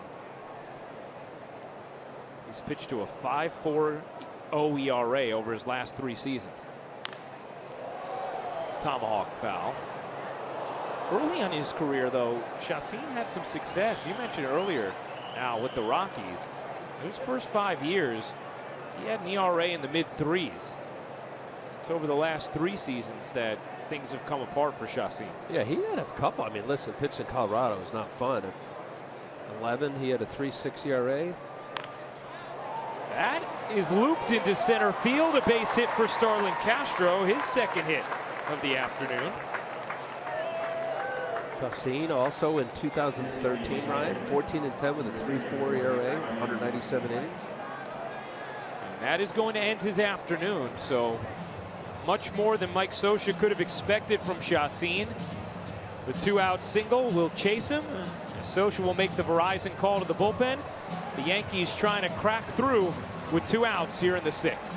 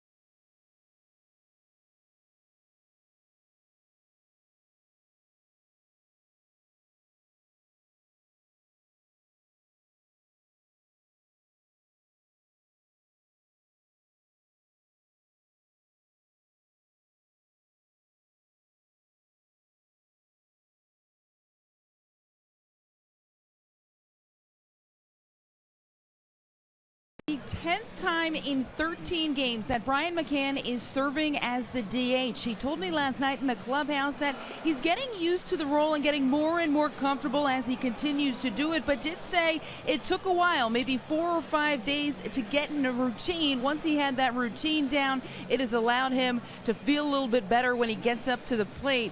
He told me hitting in the cage, going back out there, being ready. It's almost like every at-bat is a pinch hit, and you really have to get a feel for it, get into the flow of the game. But you saw last night he had a big hit, worked a walk already today. It does seem like he is settling into that role quite well.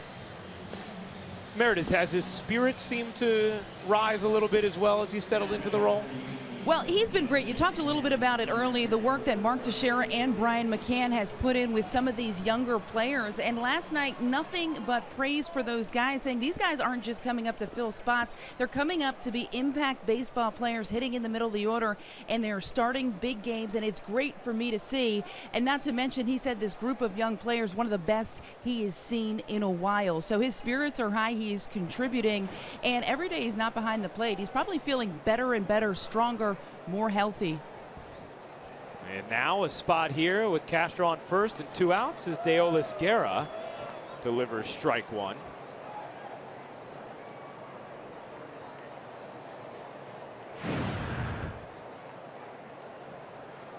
Guerra, good numbers here in Anaheim this season after he pitched to a 6.48 ERA in 10 games with Pittsburgh last year.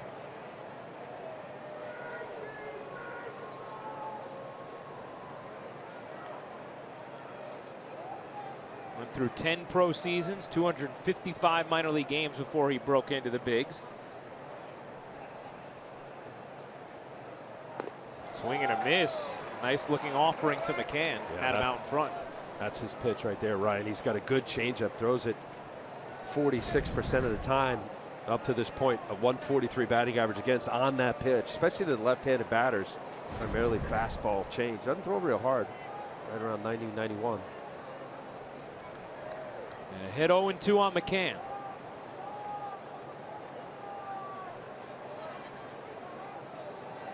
Guerra deals. Swing and a miss. Made easy work of Brian McCann and ends the top of the 6th with the Angels still leading 1-0.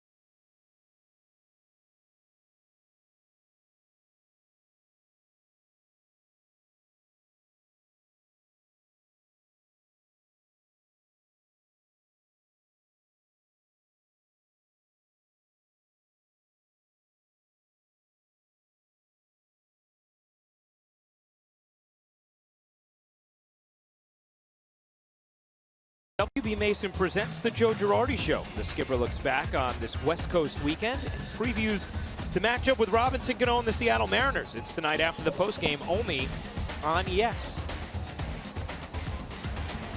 Chad Green back out there for the bottom of the 6th. The Angels holding a 1-0 lead.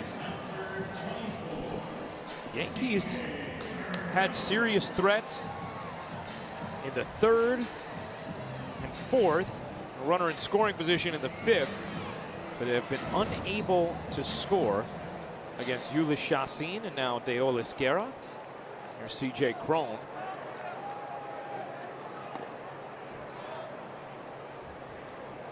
His walk in the first may be the at-bat right now that would stick most with Chad Green. It's chopped foul.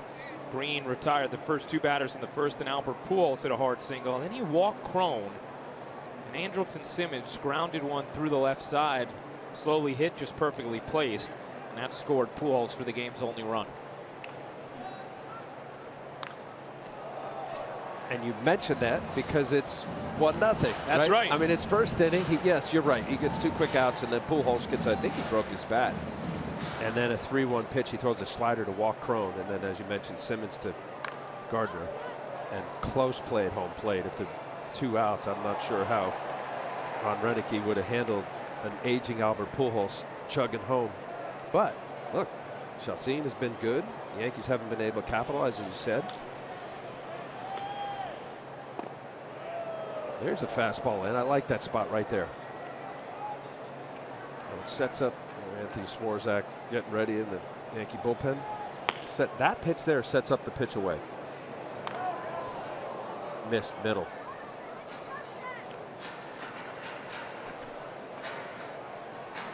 Crone's taking some good swings.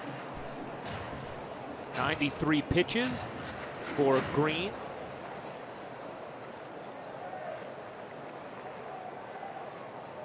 The 2-2. Yanked it outside. It's full. 3-2 to C.J. Cron.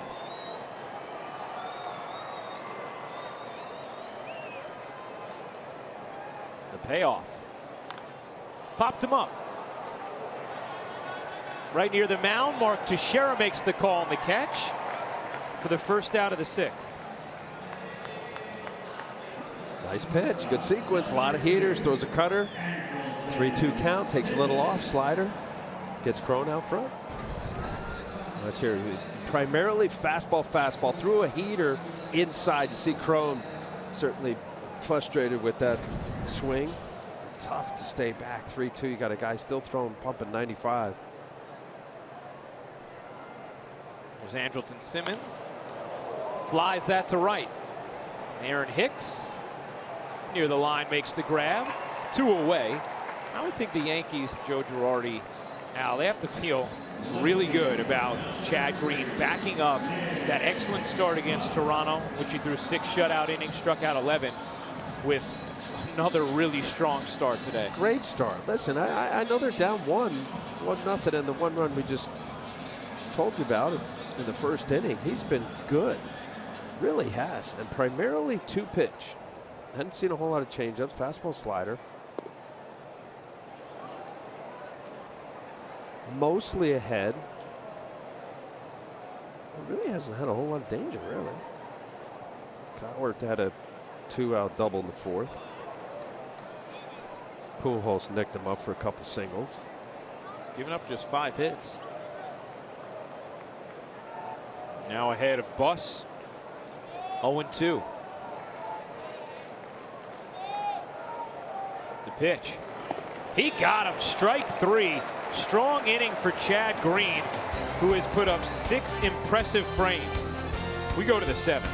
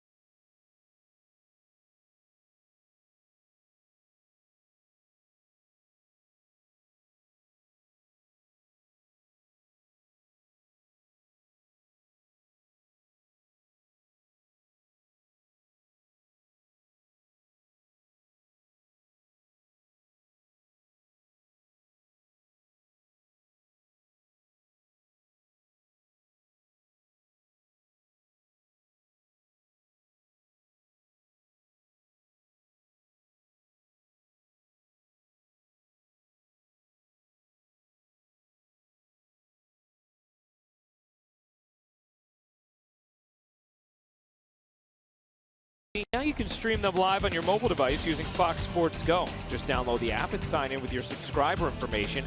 Fox Sports Go is available for DirecTV, Optimum, Time Warner Cable, Fios, and Frontier customers. Some quality work from Chad Green this afternoon. Yankees trailing 1-0 as Mark Teixeira takes outside to begin the 7th. See Green talking things over with Sanchez, who caught him several times in AAA and now has caught his last 2 starts in the majors, both very good outings. You would think, in all likelihood, Green's day is probably done right around the 100-pitch mark, even though he finished the 6th very strong. The GMC scoreboard, it's 1-0 Angels.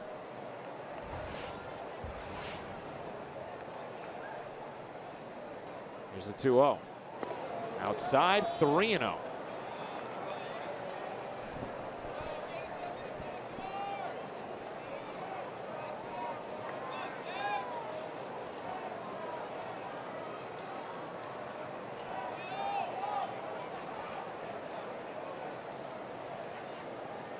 The 3-0 is in there, 3-1. Keyhole him. Take right there, 3-0 count. Get a heater. Up, out, over, let it fly. The 3-1. Off speed and cued to the left side. Teixeira gunned down.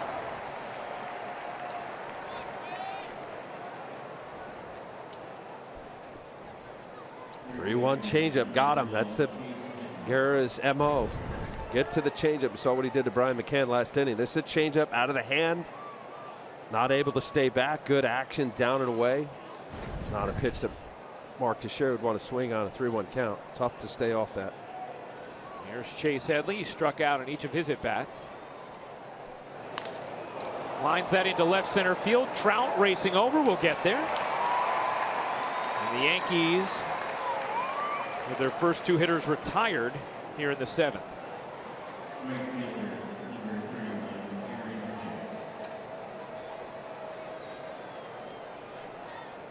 Here is Aaron Hicks, 2 for 2. 2 hard hit singles.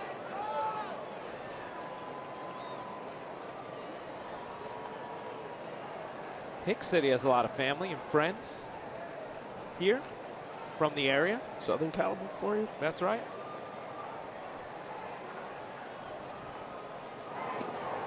Friends and family who are taking in the action this weekend.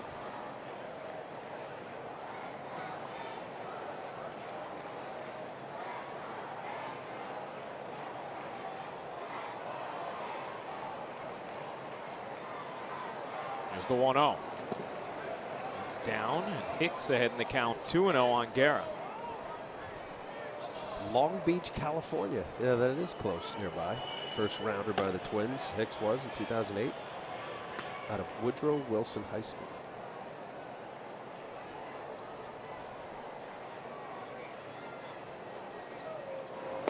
Big swing from Hicks there, and there's that changeup again. That's his pitch, Ryan. He's got a good changeup. I said as he came in the game, Guerra, 46% of the time he's thrown that pitch. We've seen so far against the Yankee hitters, McCann changeups, and then that 3-1 changeup to Teixeira. He nubbed it off the end of the bat to the shortstop.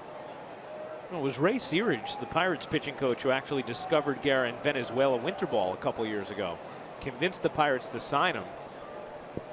And then last year made his major league debut with them. Didn't work out, but here he is having success with the Angels. As Hicks flies that into left. Good work from Guerra. Gets the final out of the 6th and all 3 here in the 7th. The Angels holding on to a 1-0 lead. We are going to hang on right here as they honor our country with a playing of God Bless America.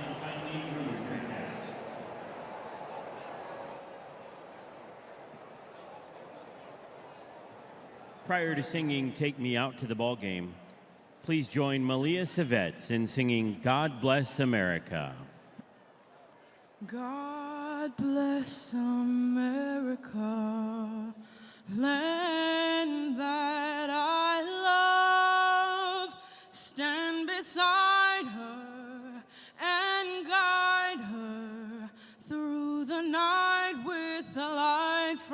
from above, from the mountains to the prairies, to the oceans wide with foam.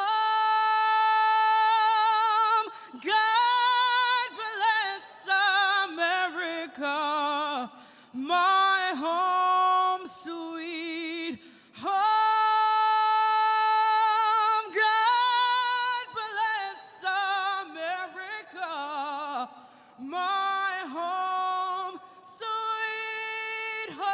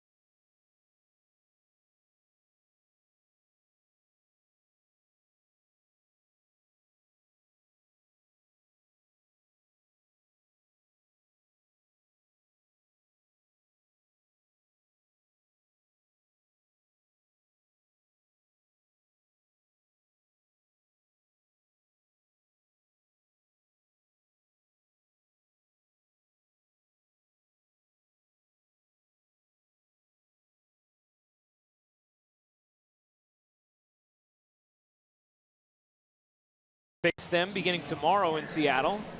3 games.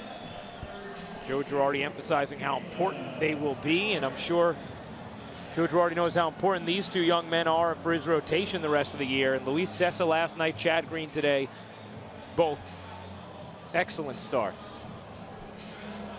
Oh my God, you look at those numbers, no question about it. I know it's a little disheartening right here for Chad Green and the Yankees being down 1-0, but he was equally as impressive as Cessa was on the first or second game of the series. Now Anthony Swarzak on to try and keep this a 1-0 game. Give the Yankees offense a chance to come back in these final 2 frames.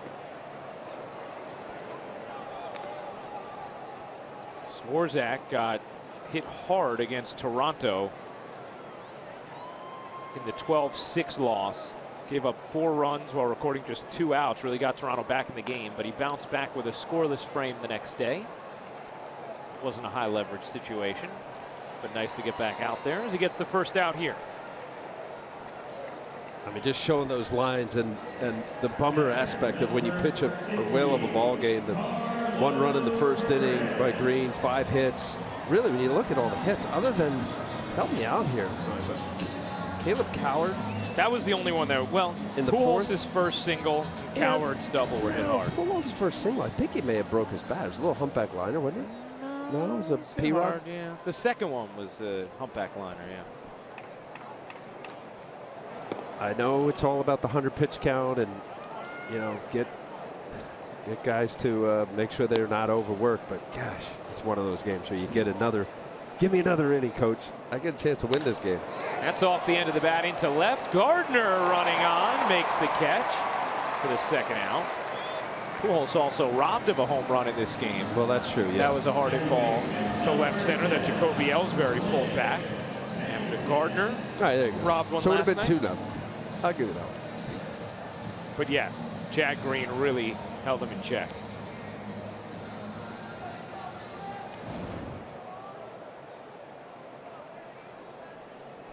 Now the number 9 hitter, Cliff Pennington. You saw J.C. Ramirez warming for the Angels. after the swings the Yankees have taken against Deolis Guerra as well as Chacin. They may welcome any new arms in these final innings.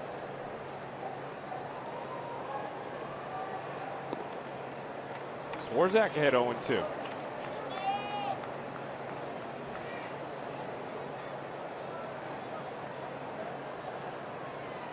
Headley shifts over to the right side of second now. Once the threat of a bunt is gone, he goes over to the other side of second. Him and Didi Gregorius switching places.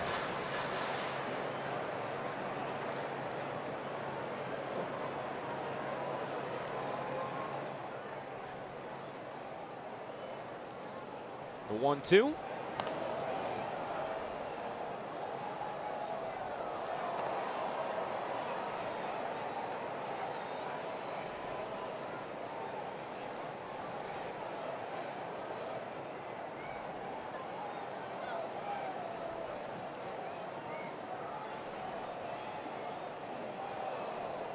The 1-2 in the dirt.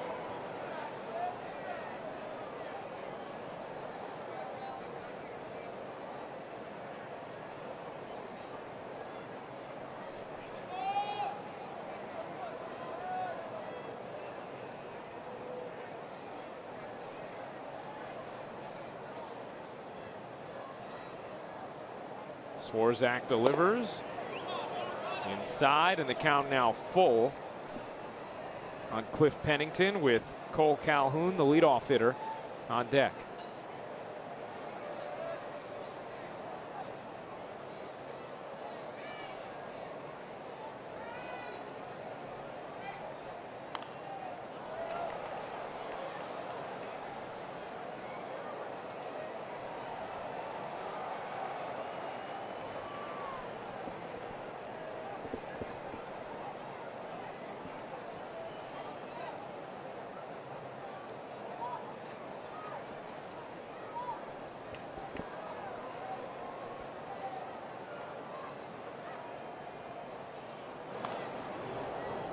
Fouling him off. Fastball slider, Anthony Swarzak is. Early in his career when he was with the Twins, when he did pitch, he had an assortment of all the pitches you starters need: slider, curveball, change. Since he's been in the pen, that's it. Fastball, slider. Trying to make sure this game stays 1-0. Got the first 2 outs quickly. Pennington making him work hard. Loops that into left. Gardner puts it away. 3 flyouts to left, and Swarzak works a clean inning onto the 8th.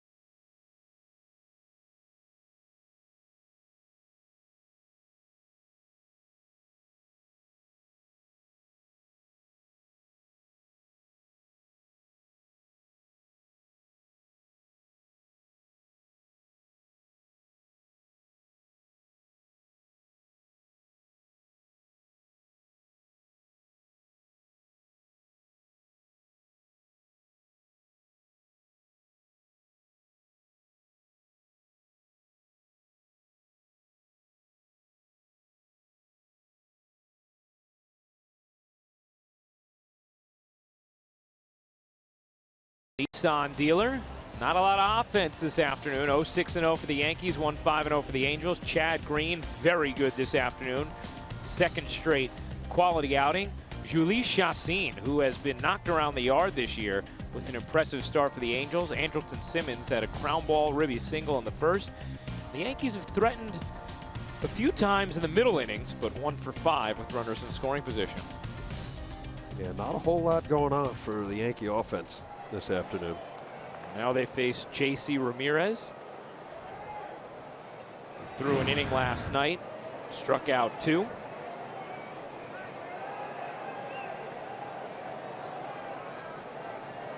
And deals ball 1 to Brett Gardner.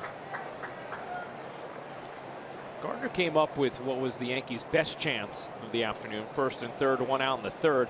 Hit a hard one-hop liner to second, which turned into an inning-ending double play. And Ramirez way off on the first 2 pitches.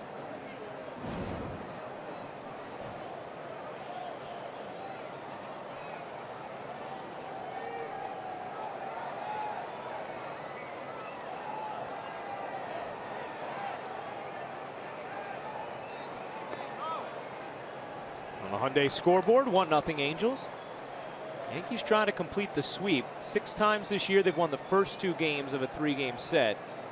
And all 6 times they were unable to complete that sweep. They have swept a couple of 4-game series this year. Gardner lays off. It's 3-1.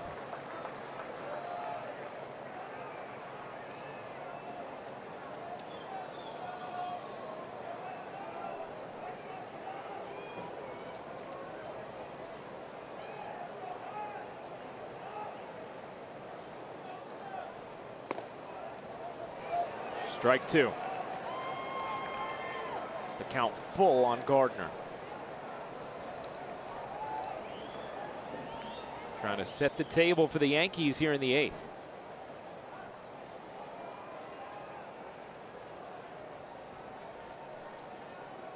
The payoff. Slap foul.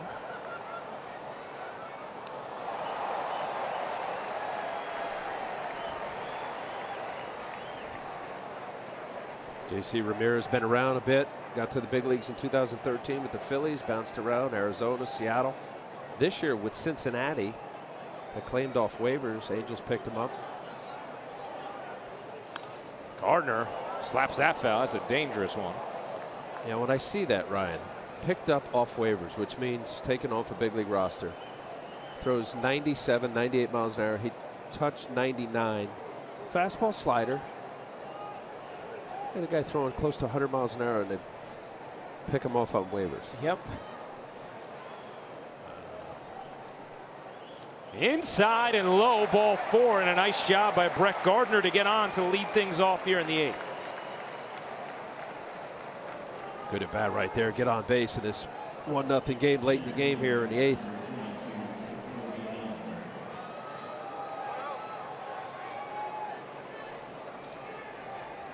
Here's Jacoby Ellsbury.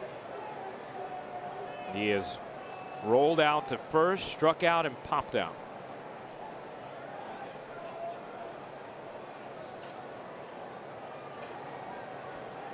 Don't see it much. American League brand of ball, National League bunt situation right here. You'll see a couple throwovers that comes from the bench to see if they get any reaction of Ellsbury wanting to sacrifice. And the more pervasive sabermetrics have become, the less you see the runner on first, no out bunt. Don't give up the out. Right. I hear you. Ellsbury takes low, not showing any signs of bunting. You get a guy, if he loses the strike zone, get a pitch to hit, but don't do any favors for Ramirez. Make sure it's a strike. Check on Gardner.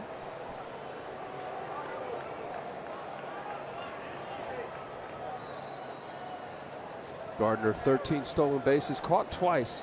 Great ratio.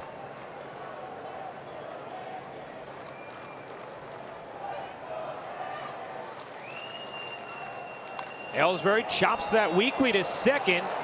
Gardner is retired, Ellsbury is safe. Coming off the bag at first was Crone. And so Ellsbury able to reach.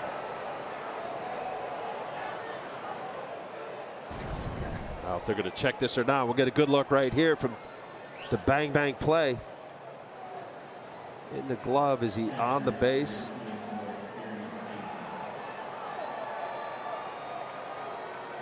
Ball clearly beats him. Yeah, you couldn't tell from that angle there. Oh yeah, the ball beats him by a lot, but yeah, he's Peters pulled his off foot there, off yeah. the bag. Yeah, good call. And so Ellsbury given a gift.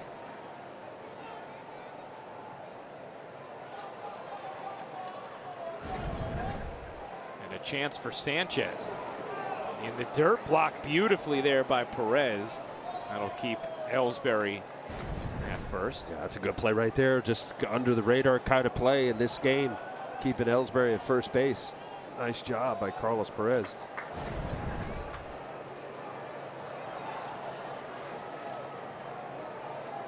Sanchez 0 for 3 today.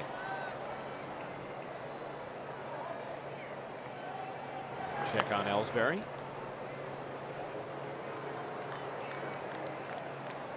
Ellsbury 17 stolen bases, caught stealing 8.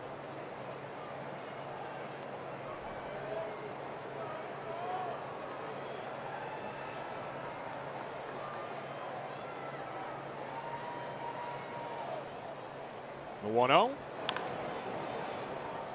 1-1.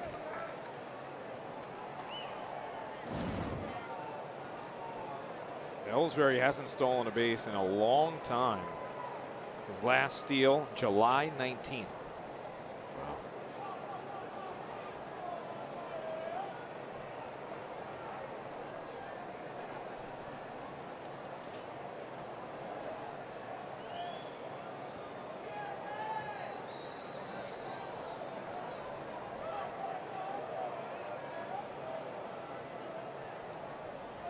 I know it's a while ago, Ryan, but 70 stolen bases Ellsbury had in 2009 with the Red Sox, 50 the year before, and even with the Yankees, or the last year with the Red Sox, 52. The most he had with the Yankees, 39.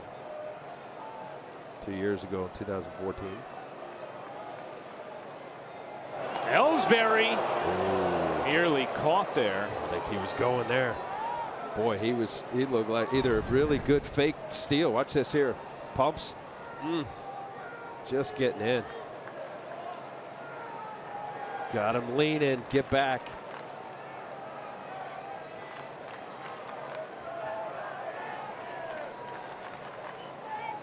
Perez is a very good arm behind the plate.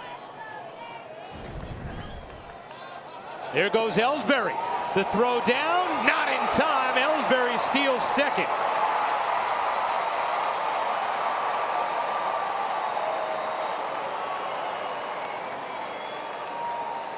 And a beautiful jump there from Jacoby Ellsbury. Well, we kind of figured, right? You got to get him to second base, run to score position with 1 out. Boom, does get a good jump. Not a great throw from Perez. One hop's kind of an in-between hop to Pennington. Let's see here. A little slider in the dirt. Tough pitch for catcher to scoop out, make a good strong throw.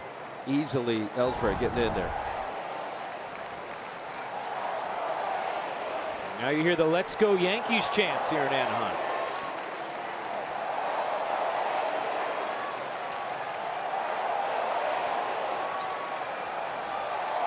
The Yankees 1 for 5 with runners in scoring position today.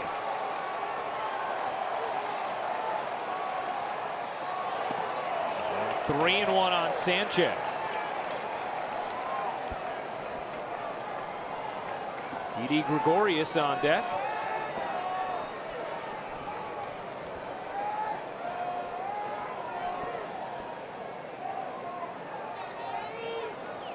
A 3-1 to Sanchez. Ooh. Chase down and away breaking ball. Certainly would have been ball 4. Yeah, nasty right there. It comes out. This is an 88-mile-an-hour slider, almost as hard as some guys' fastballs. You can see right there Sanchez not picking it up out of Ramirez's hand, cannot hold up.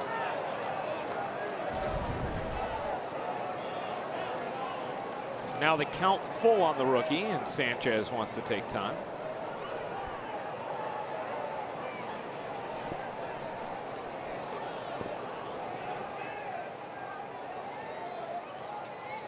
Ellsbury leads off second. The payoff is outside, ball 4, and the Yankees with 2 on, 1 out for Didi Gregorius here in the 8th. Charles Naggio come out and talk to his pitcher. Nobody up in the Angels bullpen. This is Ramirez's inning so far. You've mentioned it, Al. Houston Street on the DL, Cam Bedrosian on the DL. 2 key arms in that Angels bullpen. Plus, they've already traded Joe Smith to the Cubs.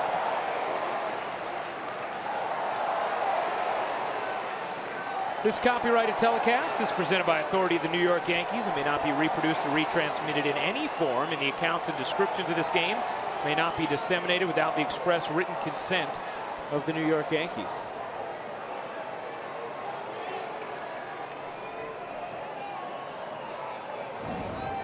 Well, here's the moment.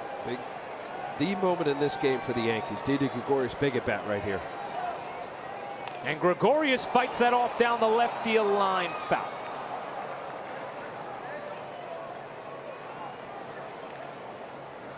Gary Sanchez encouraging him. Didi batting cleanup.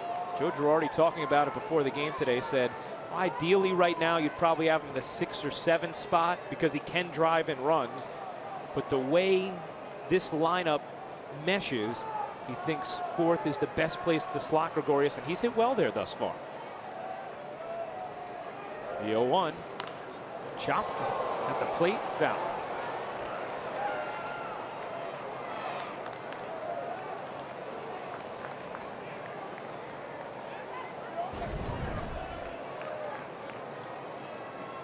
Right off the foot.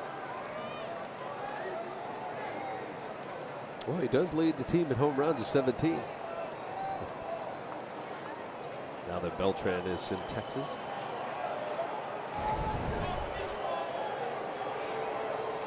Check on Ellsbury at second. And there's a beach ball in right field, so they will tend to that. Oh, they tear it up on the way. Beach ball does not live a long life once it gets to the field.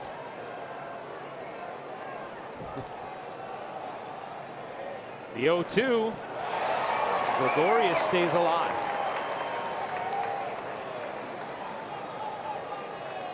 He fouled that off. That ball looked like it was traced into his left leg.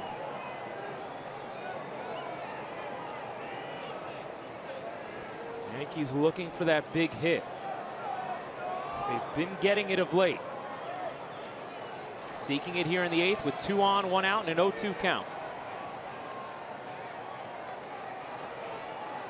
And Ramirez will step off.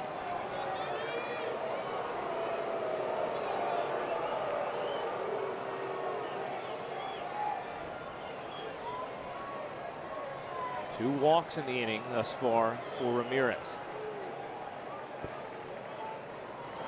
Gregorius, nice swing there, fouled it straight back. He got one there, 88 mile-an-hour slider, middle of the plate. He's throwing the Ramirez is 96, 97. You see that ball up, middle. That's a hanger. Don't have to do too much. Base hit will tie this game.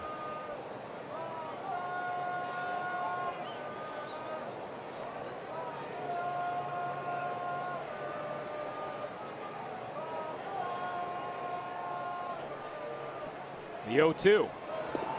That's ball 1. I mean, there's nothing trickery about Ramirez. He's got a good fastball, doesn't command it, and a slider. That's pretty hard, 88 miles an hour. Something that's going to be coming into the left-handed batter. Swing and a miss. Gregorius down on strikes as Ramirez wins the battle. Yeah, that fastball combination, but that, again, that pitch is middle of the plate. Just trying to stay middle of the field. You see the location on that pitch right there, very hittable.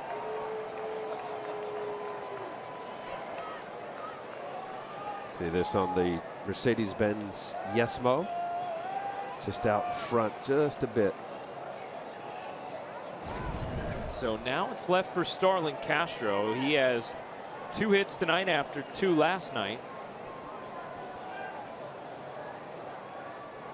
I should say this afternoon. Couple of singles.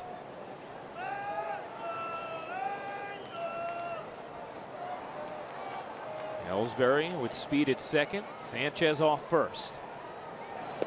That's outside, ball 1.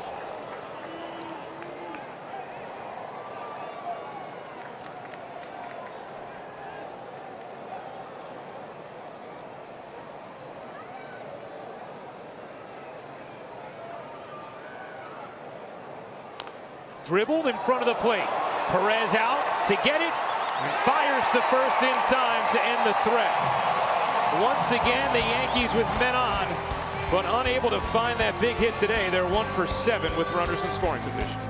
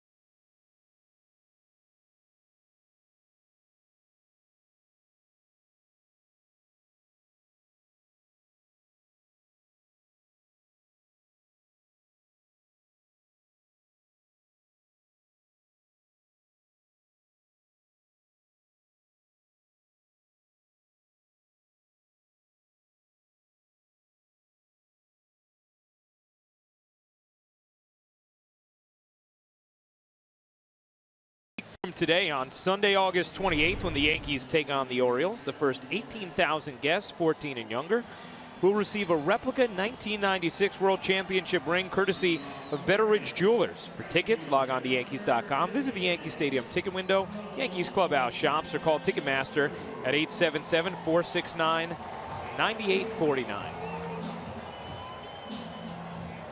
The Yankees have been unable to muster any offense today against the Angels and their struggling pitching staff after a lot of offense the first 2 games. And Adam Warren trying to make sure it stays a 1-0 deficit in the 9th. He will work the bottom of the 8th. He came on, got a big out of Mike Trout in the first game of this series with the bases loaded in the 8th inning, and gets a first pitch out right here as Teixeira snares that.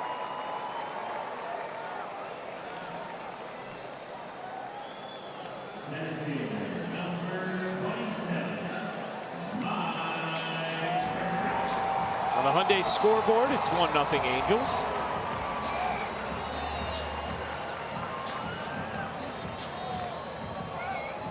Warren was actually behind in that at-bat against Trout with the bases loaded. The 8th inning on Friday night, behind 3-1, and came back to strike Trout out. Frozen with a fastball on the 3-2 pitch.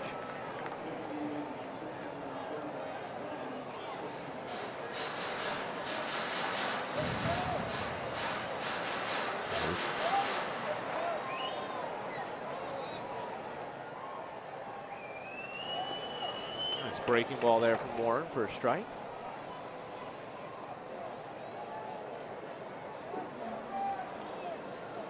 Fernando Salas, the de facto closer for the Angels, warming.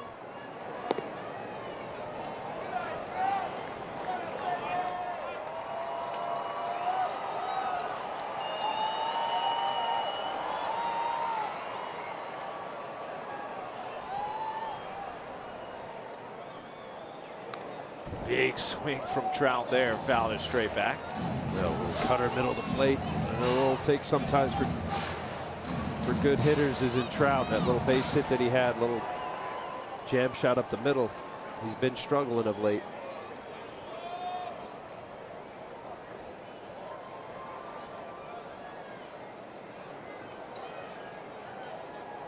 The 2-2 from Warren. Check swing foul.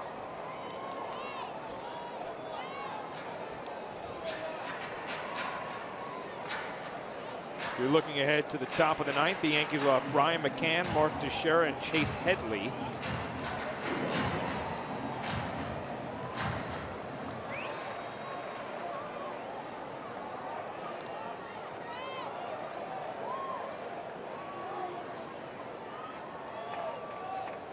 The 2-2. A little bit up with that fastball. The count full. Albert Pujols, who has taken the best swings of any player today on deck. He's 2 for 3, and that out was a home run Jacoby Ellsbury robbed him of in center field.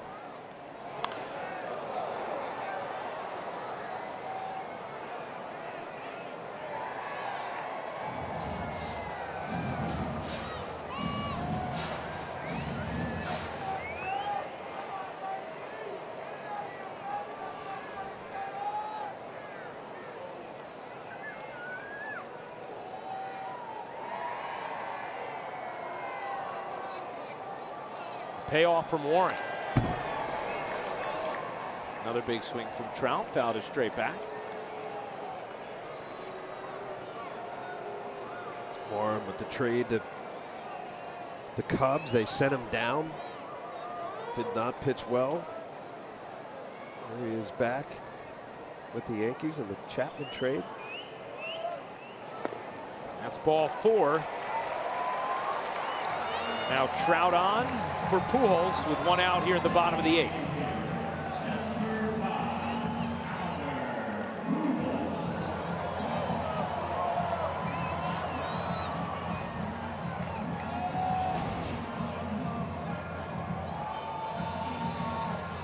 .96 ribbies from Pujols. The average, the on-base percentage, the OPS, they are not what they once were for Pujols, but he still does damage. Sanchez, a nice stop there. About a 57-footer. Yeah, you mentioned I hear you about OPS and all the statistics and average down, but this guy absolutely can still crush it. 23 home runs and 96 RBI, as you said. Do not make a mistake. I don't care an aging Albert Pujols or not, and I know his best years are behind him. This guy's still a dangerous hitter. We saw Pujols go yard off Dellin Betances last night. Nearly went yard today, if not for the efforts of Jacoby Ellsbury.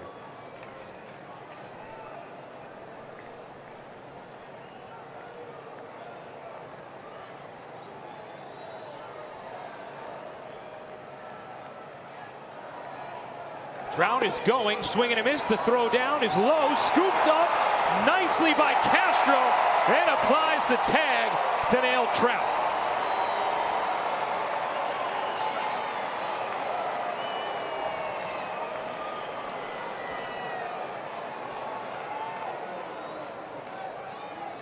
Wow, I thought with this Trout, not a huge lead, pretty good jump, good base runner. I thought with that slider and Pujols swinging, you see the swim move. Nice job by Castro putting the tag on him. I mean, that was quick transfer from Gary Sanchez. Nice job here as soon as he going out toward right field there. Easily getting Mike Trout. What a quick throw. Tough pitch to throw a runner out on.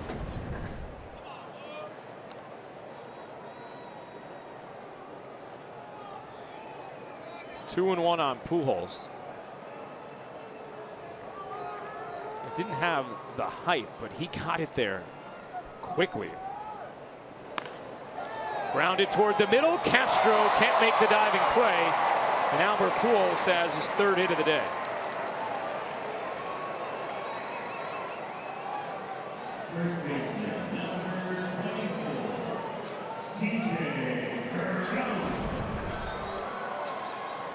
Nice effort by Castro. The big shift. Castro coming from the shortstop side of second base. Pujols just punching it to the right side.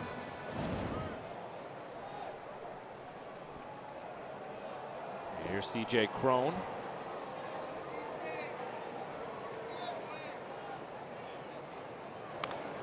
Fouled straight back.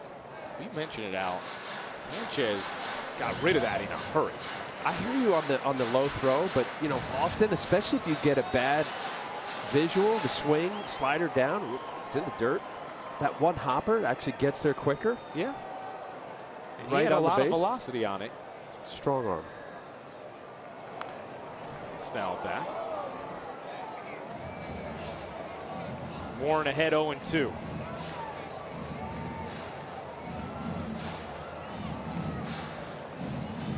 Fernando Salas will come on in the ninth to try and close this out for the Angels. The Yankees hoping it's just a one-run hole.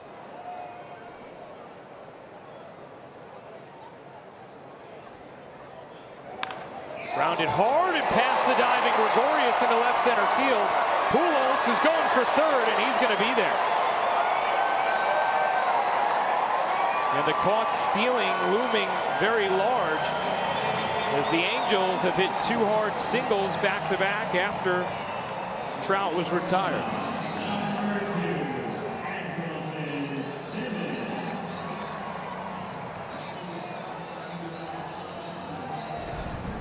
Mistake right here by Anaheim, and a 0-2 fastball. You see slight pull, hitting Gregorius toward the third base, and I don't know whether they thought that Albert was going to pull up anchor at second base, not running as fast as he once did. I don't know, probably would have had it anyway had they made a play. Here is Simmons, who has driven in the only run of the game with a seeing eye single through the left side. Runners on the corners, 2 outs here in the bottom of the 8th, and time call.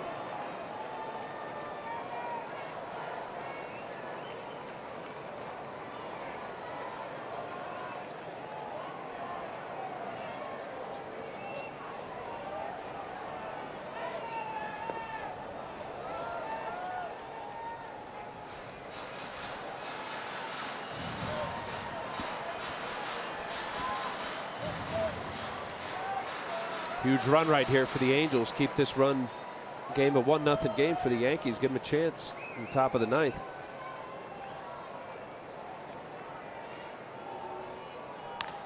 Grounded right side. Castro can't get to it. It's 2-0 Angels. Hicks will fire to third. Headley's tag in time. That'll end the inning. But the Angels get a much needed insurance run on the delivery from Andrelton Simmons. Castro playing towards the middle, and Simmons exploits the hole.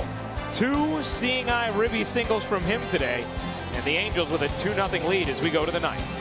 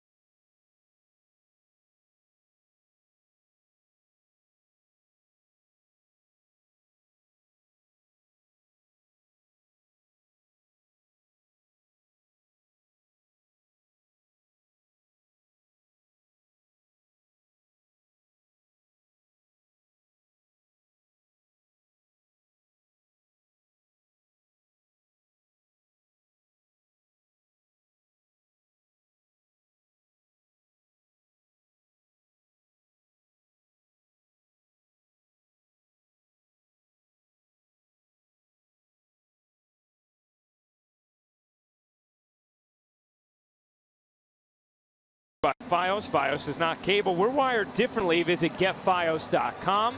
Michael Pineda coming off a couple of strong starts. We'll go up against Cody Martin, the Red Hot Mariners. Coverage begins at 9:30 p.m. here on Yes. Big run for the Angels. Those folks have a broken home. That's cute. That is. Some serious thought, work, and glitter right into that sign. Good effort. Andrelton Simmons, a 2-out seeing eye single through the right side to score Albert Pujols. Gives the Angels an insurance run as Fernando Salas deals ball 1 to Brian McCann.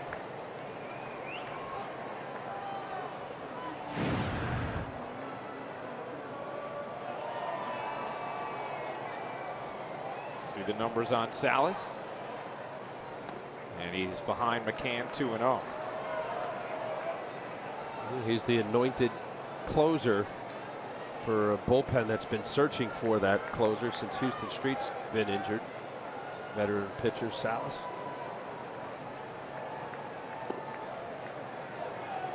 He's got 3 saves out of 8 opportunities this year. Back in 2011, Fernando Salas 24 saves with the St. Louis Cardinals.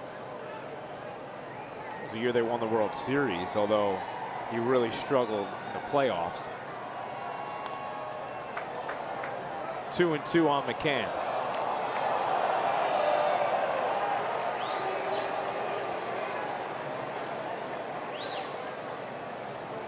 I think he's trying to get a base runner on, send the tying run to the plate. Little different pitching with a 2-run lead, obviously, but then 1. You take every run you can as a pitcher.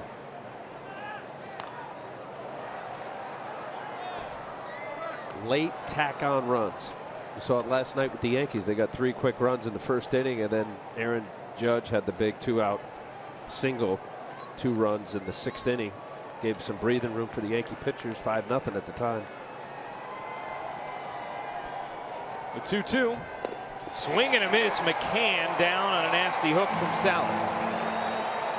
Hey fans, don't miss the WB Mason postgame show on Yes for a complete breakdown of today's game as the Yankees close out this clash here in California. Plus Meredith Marakovitz has the reaction from the clubhouse. It's all coming up after the game, and it's only on Yes. Every time the Yankees creep towards that new high water mark of 5 games over 500, they haven't quite been able to get there. Teixeira, it's a mile-high pop-up. Trout over, and the Yankees down to their final out.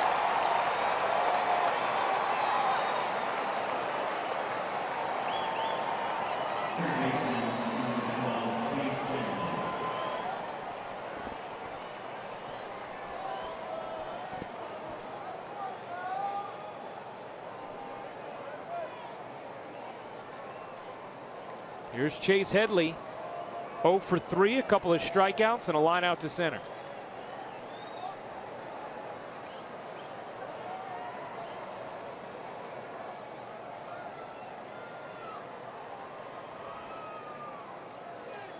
Headley shows bunt, but it looks at strike 1.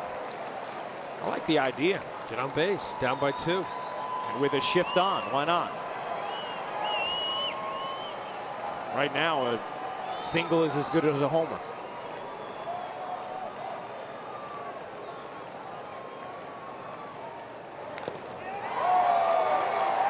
No, I'll take the homer. The point is you need 2.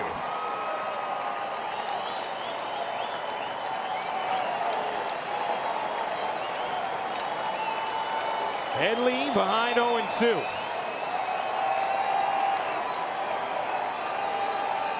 Salas deals.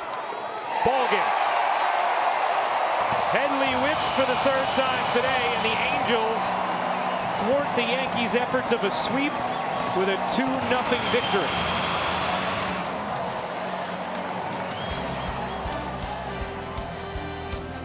So Salas retires the Yankees in order in the 9th. And after the bats had been alive and well the last week or so, the Yankees shut out today in Anaheim. We'll be back to wrap things up in a moment here on Yes.